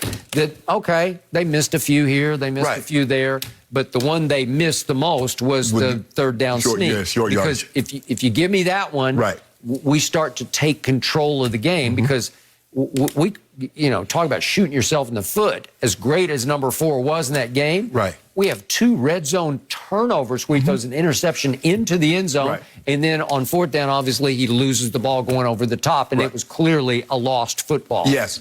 So Bentley knocked it loose. So they gave up, 14 points right there. Yeah, and we got a different game. Zeke, you won. Just leave it alone. What are you doing? Yeah, you won. Just leave it alone. I admire sort of the chutzpah of it. I admire the brazen sort of fight that you have. But it's not smart. Yeah, look, we overcame some things in the game, but it just shows the resiliency of this football team, is that we don't let bad situations or bad calls one way or another. We know these things going to even out in the ball game. Put a positive spin on it. Hey, the officials are human. They're going to make mistakes just like we made mistakes. We threw an interception. We fumbled the football, yada, yada, yada. Right. Put a positive spin on it. It's like, oh, okay, look at OZ giving us some credit. Yeah, but as Zeke tries to become a leader this year for this team, if they had gotten robbed and lost the game and he stood up on his soapbox and said, that's unacceptable, the locker room would applaud. They won. What are you doing? It's wrong-headed. Right. Wrong place, wrong time. Yeah. You lose the game, you make this statement, but you won. Hey. Way to go, Zeke. Maybe he's just frustrated that he didn't get his 100 yards. Oh, come Minnesota time, you already know. That's y'all might have about 15 penalties this game. No mercy. Start Saturday strong with America's favorite pregame, big noon kickoff. Then the 6th-ranked Michigan Wolverines look to continue their unbeaten season against the pesky Northwestern Wildcats in the big noon Saturday game of the week. It all starts Saturday morning, 10 Eastern on Fox and streaming on Fox Sports app. Okay, so at last, the NBA season is back while the Bucks are the defending champs and the Nets always stay in the headlines. LeBron's Lakers may have the biggest spotlight on them. The team looks to integrate its reworked roster of veterans, while the biggest question mark obviously being how former MVP Russell Westbrook will work playing alongside the King. We're now joined by First Things First co-host Chris Broussard. Chris, will LeBron and company win it all with Russ as the new point guard? No. And if they do win it all, Russ will only be the point guard in name only. I mean, there's no way they're winning the championship with Russ as the primary decision maker. All right, that has to be LeBron James. I'm telling you guys, I was so relieved in the preseason when I saw LeBron bringing the ball up court, because he was kind of playing like he always has, and they're going to need him to do that. Look, I saw some good things with Russ off the ball. Like they had him doing backdoor cuts and things like that. They could be really good with that because with his athleticism, he could be a great cutter and mover off the ball. So I think they need to do a lot of that. But they can't win it with him being the primary decision maker. Now, if you ask me who wins the West, the field or the Lakers, I would take the field, because I think so much has to go right for the Lakers. But if you force me to pick one team, then I'm going with the Lakers based on sheer talent. If LeBron and Anthony Davis are healthy, with or without Russ, I think they're the best team in the West, and they have a shot at winning it. So I'm going with the Lakers in the West, but there's a lot of questions that I have. Number one is the health, which is legitimate because of the age and Anthony Davis's injury history. 2 is the chemistry. How does it fit with Russ and LeBron? Either of those guys off the ball, how are they working? Then the spacing and the shooting. All right, I don't think they have enough shooting. I know Kendrick Nunn, Wayne Ellington. At the end of games, they're going to have LeBron, AD, and Russ on the floor. So that means the other 2 guys might be shooters. Might be. What if it's Dwight Howard? Now you got, one shooter out there? What if it's Carmelo Anthony out there? So they don't have enough shooting. And if I'm an opponent, I am backing down in the paint, daring, begging LeBron, Russ, and AD to shoot threes. And I'll contest on the other. If they got 2 other shooters out there, I'll contest on them. But the other 3, I might not even contest. I'll contest a little on LeBron. But Russ, I'm just challenging his manhood. I'm really challenging his ego and just giving him 7 feet. Go ahead and shoot it. Go ahead. And I'm going to challenge AD as well if he wants to float out there. So I think they're going to have challenges with their spacing, but I'm going to trust with their ability, their talent on that team, and LeBron, that they can figure it out at least enough to get out of the West. Man, I'm looking at... I love that. I'm looking at the last 2 champions, 2019 and 2020. Who was knocking down late threes for the Bucks? Who's knocking down late threes for the Lakers? Both of those teams was terrible three-point shooting teams, especially come playoff time. Milwaukee was 5th in the league. In the regular season. Milwaukee was 5th in the league in threes last year. In the regular season. Regular season. How were they in the play in the postseason? They missed them in the Middleton was playoffs, but pretty they were capable. Okay. Right. The Lakers are capable. Carmelo Anthony is capable of making three. The only one that's really not capable, has shown over the course of his career, not capable of knocking down threes at a consistent level, is Russ. He's streaky. Skip, he might go going. Streaky? Yeah, but I'm saying. You're giving him way too much credit. He might hit 8 in a game. best. He might hit 8 in one game, Chris, and then come back, go 1 for 11 the next game. That's how he is. Okay, so he comes and he goes. More times he's going than coming. I'm going to take the Lakers in the West because I believe, as you said, with AD and LeBron, out of the West, I believe they have the two best players. You take anybody else in the West, if their two best players, the Lakers' two best players are better. And if you take their third option, I would say Russ is better than their third option. Now, the question is, it's going to take some time for the simple fact these pieces really don't go together. But if anybody can shave it down and make squares fit in the round holes, it's GOAT James. Because he's good at that, Skip. Oh, yeah, you ain't know that? Keep a toolbox on him. Grind it down, shape it, and now all of a sudden the pieces fit. You come out here all upset, saying he got lucky. But I don't want to hear any of that. I'm going to take. By the way, Russ's head is made of concrete. You cannot shave it. We shave concrete. No. We'll make it fit. We'll make it fit. We'll make it fit. But look, it's going to take some time. And I think the thing is, Chris, you know this. Russ has done everything individually he can possibly do. The only thing that can fill out his resume and make it complete is a championship. What's different is, I don't know if Russ has ever been the third best player on any team at any level he's played for. He's the third best player. He's going to be the third option. And so now it's not enough because once he got that triple-double, won the MVP, he made the triple-double obsolete. So we don't hold the triple-double nearly as valuable as we do before Russ broke Oscar's record in the regular season. So now, Russ, can you contribute without getting triple-doubles being a solo act? I believe he can because I know what LeBron James is a hypnotist. He can convince guys to do things they wouldn't normally be able to do. Yeah. Really? You're sleepy. Hey. You're going to hit this shot. He is just going to try the ultimate challenge. Russell is unhypnotizable.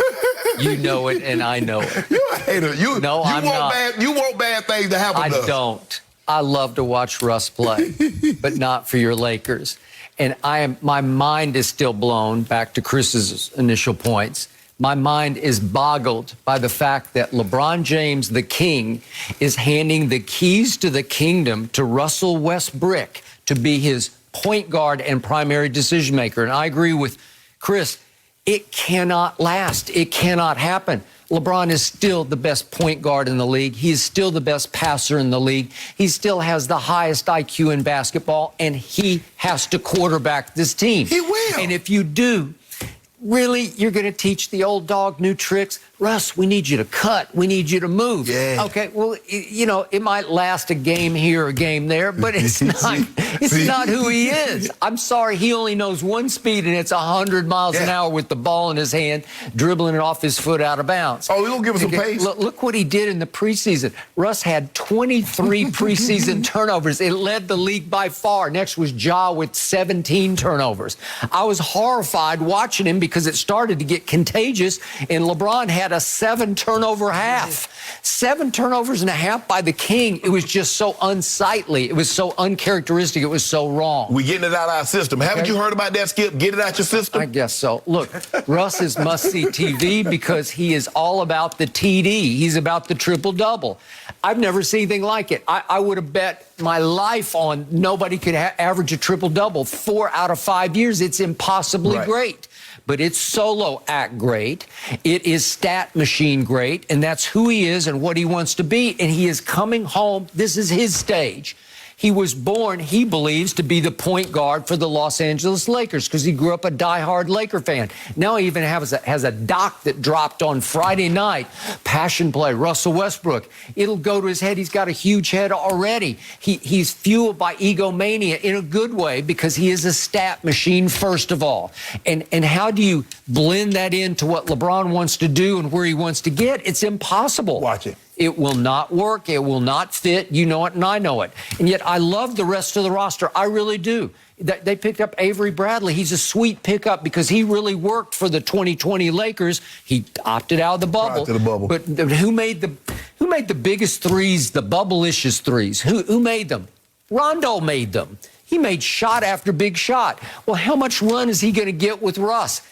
Is Russ going to sit still literally on the bench for Rondo to take some of his minutes? No, they're going to clash right away. You know it and I know it. That's what you hope. Okay? If LeBron takes the keys back down the stretch and says, I got this, let me take it home. What do you do with Russ? Because his man's just going to scoff at him and fall back into the paint and make it impossible for LeBron and AD to operate in the paint. You're going to have an extra defender just daring Russ to shoot. We will figure it out. Okay, and Russ can be a liability on defense. He can disrupt, but he's not going to lock down, guard anybody. Man, they say the same thing about James Harden. James Harden couldn't play no team basketball. He's an ISO player. He can never play. And lo and behold, what happened, Chris? Is James Harden playing the same style of basketball? Is James Harden playing the same style of basketball in Brooklyn that he played in Houston? Why not? Because he had other players around him that he realized that, you know what, I don't have to do all this. Okay. Yeah, but Harden is more skilled than Russ. Like, when you go back to when the three of them, KD, Harden, and Russ, were in OKC, when they were all three on the floor together, Harden had the basketball. He was like the point guard. Yeah. He just played in Houston that way because of Mike D'Antoni, but yeah, I don't think Russ can make that type of adjustment. He can. He played off it before. He'll do it again. Okay, so my prediction is this is going to be Kevin Durant's year from start to finish. I got KD MVP, and I got the Nets winning it all. I'll get to who they're going to be playing, but I got the Nets winning it all because I think this team, even without Kyrie, is very deep and very good. And I think Sean Marks did an extraordinary job of reassembling this roster because when you add Patty Mills and Millsap and bring back LaMarcus and James Johnson and then all the depth that you'd already established with Blake and Bruce Brown, Nicholas Claxton, Joe Harris, and then that kid Cam Thomas could just shoot the lights out. He was the Summer League MVP as the 27th overall pick. Right? Hey, Chris, you remember Joe Harris could shoot the lights out, too, until the lights came on and they got really bright.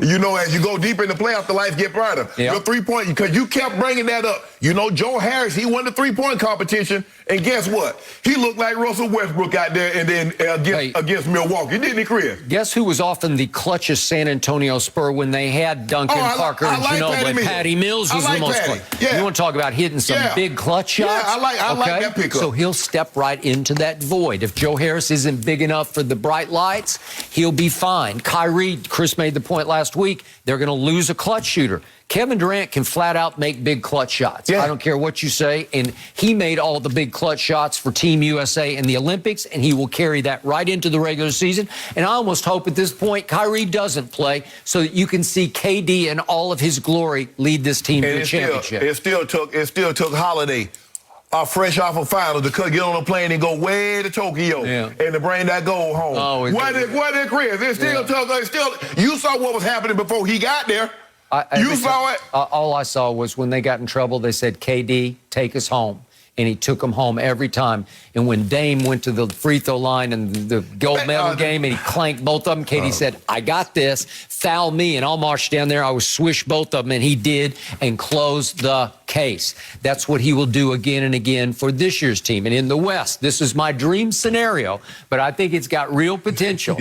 That guy, number 2 for the Clippers, I think he will be back and he will be ready and strong by playoff time. And if he is, and they just happen to be the 8th seed and the Lakers are the 1 seed, the Lakers are going down in the first round to the Clippers. That's my dream scenario. And remember, you heard it here first. Yeah. Who you got in the East, Chris? I got Brooklyn in the East. Like I said, the LA Lakers in the West. And I got Brooklyn winning it all. Yeah. And look, even without Kyrie, they are stacked. And Skip, I have Luka as my MVP, but Durant's chances have improved without Kyrie. They have. Right? Because now instead of 3 superstars, you got 2. And I think Harden's going to be right there, too, because they're both going to be somewhere between 27 and 28 points a game. and Harden's going to probably have 9 or 10 assists a game. I think he's got a shot 12. Okay, Yep, 12 so if he assists. averages 26 and 12, he could win MVP. So what? So I think Harden. I think Harden is the best dual threat point guard in the league, meaning scoring and passing or playmaking. Like, I think he's a sensational playmaker. So what y'all think? Giannis So I think he's gonna have a great. What you think Giannis average? 20 points. Giannis got a shot. 20 points, 5 rebounds. So we just gonna disregard 30 and 13. Nah, he got a shot. MVP? Yeah. You talking about MVP? Yeah. Giannis is right there. Yeah. Giannis gonna have a definite shot. It's going No to doubt be about it. KD's year. No doubt And about it. LeBron is going to try to But Skip, prove- I don't Yeah, go expect ahead. to see Kawhi. No? I'll be shocked if we see Kawhi this year. Skip would too. Oh. Because you know from talking to people in San Antonio, how even when he was younger, he's got to be 100%. Yeah. No little bumps and bruises, before he plays. I just don't see him going out there with the possibility of looking subpar, because he hadn't played all year. I don't see him playing this year. Once he crossed that line of demarcation into age 30, he knows his clock is ticking, and I am told he's right on course to come back by March to be ready in April to get ready for the playoffs. He ain't coming back in March. He I ain't don't know. We're playing. going to have to see. March He feels ain't like a long playing. time away at this point. Chris, that's You're not the scared of news him. that Skip wants to hear right now about Kawhi. But either way, we appreciate you coming on and joining us today. We'll check in very soon. No mercy. Moving back onto the field, Derrick Henry had a monster game last night with 143 yards on the ground and 3 touchdowns in Tennessee's 34-31 win. After 6 weeks, King Henry leads the NFL in both rushing yards and rushing touchdowns by a wide margin and shows no signs of slowing down right now. So, Shannon, what shot do you give Derrick Henry of winning MVP? Skip, I give him a very good shot because he's putting up monster numbers in a passing league, and then now everybody throws the football. The quarterback's throwing out 4,500, 5,000 yards, 40, 50 touchdowns. He's on pace. Now, Edie has the record. Our own Eric Dixon has the record at 2105. Yep. In a 16-game season, Henry would be at 2,088. But there's an extra game, which puts him at 2218. Yep. Skip, he's 260 yards rushed ahead of Chubb. He's 5 touchdowns, at least 5 touchdowns in front of everybody else. So he's running away with it. Remember how he ran away with it last year? He was, over 400 yards clear of everybody last year because he went. So now we're going to put back-to-back, which we never thought we'd see, Skip. We never thought we'd see somebody go back-to-back 2K. And he's well ahead of pace of going back-to-back 2K. Skip, we just can't automatically concede that says, okay, the MVP has to be a quarterback. And I think that's what it's kind of turned into because I get it. The numbers are gaudy. Guys throwing for 5,500 yards. Peyton Manning broke the record with 54 touchdowns. And Brady and so I get the yardage, Skip. But in a passing league, for a running back to put up these kind of numbers, he might break the total touchdown record with LaDainian Tomlinson has that. So he might break the rushing record and the touchdown record in the same season. Yep. So, Skip, I think he has a great chance because of what he's doing in a passing league at the running back position. I think he has a great shot.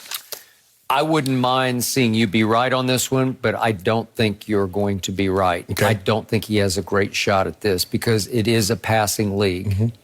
And we have to hark all the way back to 2012. Adrian Peterson broke through, but he was it was a combination comeback player of the year plus MVP. Right. I thought Peyton deserved it in his first year in Denver, but Adrian got it, and he had that 2097. He had an unbelievable. Close. It was close to ED's record. Yeah, he was 9 yards short. It was unbelievable. That Vikings team went 10-6 that year, but Peyton's new Broncos went 13-3. I think they won like 10 games in a row too, Skip. And it was just hard for me to say, really? Right. And it was close, but I would have given that one to Peyton. Yeah, but you got to understand the quarterback that Adrian had. He had Christian Ponder. He did? It was all AP. Okay, all right, I got it. But that's the last time, and that was a long order going back nine years ago, to Adrian Peterson. So I look at what this man has done, and last night was Star of Stars night, where I just sat back and said, I'm not sure I've ever seen that. And I told you that breakaway 76-yarder, I have never, ever in all my years seen a man that big run that fast with a football under his arm. It was just breathtaking to me because it felt like the next sort of evolution. Right. Like we haven't seen that before. And I'm saying, geez, that's off my charts that I know. Yes. That's something I've never been able to fathom. Okay, so now I look at what he's done so far, and he did that opening game was at home. The Arizona Cardinals, the upstart Cardinals, nobody saw him coming. Right. They still haven't lost a game, so it sort of justifies what did happen on opening day, but he went 17 times for 58 yards. Right. And when he gets in the playoffs, the last 2 times in the playoffs, when he's faced a smart defense, a tough defense, a physical defense, well, even at Kansas City in the AFC Championship game, they just shut him down. And I know there's not much left now at Kansas City. Right, but you remember what Frank Clark said. He said he's surprised that Derrick Henry doesn't rush for more yards, big as he is. Yeah. Now, I don't know how Derrick Henry approaches the game, but I remember everything somebody said negative about me at some point in time because I knew down the road we would see you again. Now, I want you to have that same, you're going to have that same energy, Frank Clark. So, well, that day, Derrick Henry against Kansas City, AFC Championship game, went 19 times for only 69 yards. And then last year against your Ravens, they just took him completely out of the game, and Lamar broke through and won his first playoff game, but he went 18 times for 40 yards. So the better defenses, not that Buffalo's bad because they were really good, but if you draw an early beat on him and don't let him get out of the blocks. You got to, Skip, basically, you got to sell your soul to the devil to stop that run. And then hope Tannehill is off. Okay, so they got Kansas City up next. Not much left on the defensive side. But then at Colts, the Colts are really good on They're legit. Oh, yeah. And then they have to go to the Rams, and you know what that's going to be about. I don't think he'll get 100 yards against the Rams because they will just say, no, not in our house, right? And then they got at New England, and Belichick took Zeke and Pollard pretty much out of the game the other day. So that's going to be a tough one. At Pittsburgh, you remember what happened last time he played? Last time he played Belichick in the playoff, he went for almost 2 bills. He did. No, I got that. But it just seems like that's what they do best right now. They've flipped it where their secondary is a little shaky, but their front 7 run stopping is really good. Well, they play a lot of man coverage, Skip, so they're able to get that safety down in the box to try to shut off the run. Okay, and then at Pittsburgh, I still say they're really good on defense, and it's just a pride factor of not in our house. So he's got some really tough tests. He's got the ability to win the MVP with this schedule. I think the thing is, Skip, for him to have a chance, he's going to have to go 2,000 plus. I don't think he can go 1,900 and get it, even though that's still a lot of yards. 1,900 still put him in probably the top 10, maybe top 10 as far as rushing. Last quick point. I'm going to remind you that old grandpa down there in Tampa, he's already over 2,000 yards passing. He's the only quarterback over 2,000, and Peyton's record is sitting right there in plain sight for him to break the passing yardage record. Skip, if you look at it, Derek Carr and Mahomes are on pace to break that record. Yeah. Well, but Brady's on pace for 6,000. That is correct. No mercy. Tonight, it's Game 4 of the ALCS as Jose Altuve and the Astros look to bounce back against Xander Bogaerts and the red-hot Red Sox at 7:30 Eastern, 4:30 Pacific, only on FS1 and the Fox Sports app. While Draymond Green spoke glowingly about LeBron ahead of the two facing off tonight, the Warriors' defensive stalwart said the King is the only player in the league who, quote, could really talk bleep about accomplishments or the game of basketball. Shannon, what do you make of this? I'm surprised to hear Draymond say that, but Draymond has 3 rings. Only LeBron James has more. So he said, well, how you going to talk junk to me when you got fewer rings than me? So what are you talking about? We play this game for championships. Only one guy currently playing in the NBA has more than me. So what y'all getting at? Well, Udonis obviously, but Udonis is not the same player. He's, mainly the leader of what you call him, but he don't really play a whole lot. So, but I was surprised. LeBron has 4 Finals MVPs with all the accomplishment. And even though there are some guys that are more accomplished than Draymond just looks at the totality of says, it's about championships. I get all those MVPs and I get all that scored and all this and that. But I was really surprised to hear Draymond say this, considering KD's like, bruh, you owe me. That was my first thought. There was this guy, and I thought they sort of hugged it out at the Olympics and became besties again, right? Yeah. And then, wait a second, you wouldn't let KD talk a little you-know-what to you? Yeah. You're saying KD's not on LeBron's level even? Really? Yeah. So I would like people to hark back and remember what happened in Game 4 of the 2016 Finals, the flashpoint turning point of that whole series as the Golden State Warriors forged a 3-1 lead. Remember this play? Oh, God, what was that about? Well, what it was about was, here we go, that Draymond had called, they got into it, and then they got into it on the other end, and there was a little shot to the groin area. Yeah. But do you remember what had happened? Draymond, audibly for people in the third row, called LeBron the B word. He said, you a boss, man. Yeah, you're a boss. Yeah, except it was a different B word than boss. And they go up the floor and get tangled up, and Draymond proceeds to kick LeBron in the midsection, right? And Kiki Vandeweghe said, I have seen enough. You are gone for Game 5. So but when they went back Draymond had did that a couple of times. I think he had gotten Steven Adams. Steven Adams, he did. He had a little track record going. And so Kiki Vandeweghe did something I have never seen and never thought I would see in a finals. He took a primary piece away from Golden State for Game 5 back at Golden State, and you know the rest of the story. Historic comeback by LeBron, Kyrie, and company, right? And then what's the next thing I know in the offseason? I turn around and I see that, wait a second, Draymond has partnered with LeBron in Uninterrupted, and now he's going to be on The Shop with LeBron? Yeah. Well, what is that about? Because I know how Shannon Sharpe operates. If somebody in the heat of battle had called you the B word, the bridge is burned. But here's the thing, though, Skip. I mean, you're going to give me an opportunity to eat off the plate again, okay? You can buy you off, yeah, when right? we've been, Skip. I mean, hold on. You just said Ben Simmons should forgive and forget and go back and play for the Philadelphia 76ers. Okay, but nobody called him the B word that I'm aware of. I mean, it's worse than that. He said we came with a championship with you. Okay, but he asked for it because he didn't ask for that. He couldn't make a free throw to save his life or theirs. And right? the man said the reason why we lost the game is because we had a chance for a layup, and we made one free throw. Okay, what's LeBron's motto? Keep your friends close and your enemies closer. Skip, you know LeBron. So he tries to buddy up with his enemies, and all of a sudden they're his business partners. LeBron got a big heart. He got a big heart, Skip. He's got a big checkbook is what he's got. There you go. Well, he does. And he just bought him off, and Draymond just folded. And man, said, he ain't buy him off, man. I'm your best friend again. No. Right? What is that? Skip, that's what you do. You partner. Look at the owners. They be bickering, but if it's an opportunity for them to make money, they pool together. Okay, but then Draymond called KD the B word, and guess who was up out of there before you knew it? KD was gone to Brooklyn. And he was on Draymond's podcast. I said because they sort of hugged it out at the Olympics, right?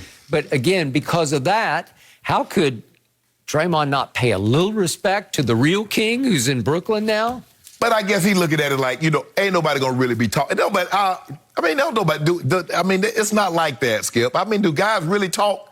I guess they do. You talking about, bro, you ain't got no rings or things like that. But well, KD just got a little more motivation, and don't think he doesn't take note of this.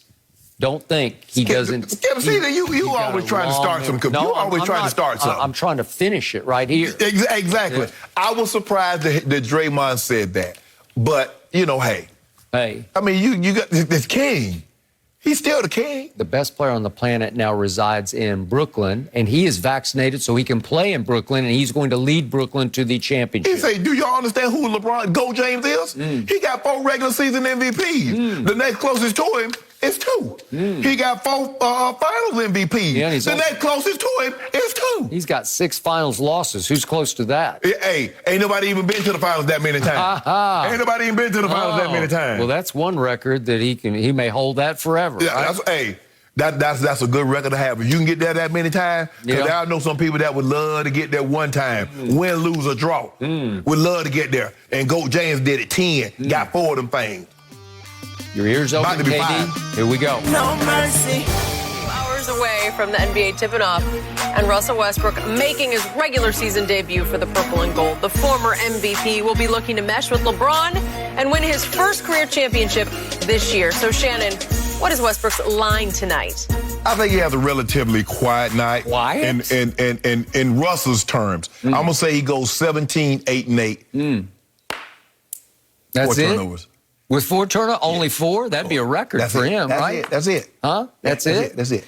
I think Russell Westbrook is going to have a very loud welcome back to L.A. kind of night. Okay, what you say? I say he goes 25, 12, and 10 with 6 turnovers, quiet turnovers. And I believe that for at least a night and a day, that Russell Westbrook will be the new king of L.A., and LeBron will not love it, even though they will win easily. I'd say Lakers by 20 tonight. No, Lakers going to win. They're going to win by less than 10. So what's LeBron's stat line? You going 25, 12, and 10? It's irrelevant. Nobody cares. See, that's what you want. We got a new king. I know what you're trying to get. You think you're slick, Skip Bayless. You think you're slick. Yeah. Oh, Russ going to have a triple-double over tonight. LeBron has a little pedestrian, and then he going to be upset about that, and then that's going to cause confusion. I see what you're trying to do. By the way, Russ is going to make 4 threes out of 12 attempts, so... That man ain't going to attempt no 12 threes tonight, Skip. He will. This is his night of nights. His dream has come true. He's back. Where he belongs. He's back. No more preseason. I love it, guys. We got real action tonight. Skip, Shannon. Cannot wait to hear what you have to say tomorrow. The Herd is on now. Have a great day.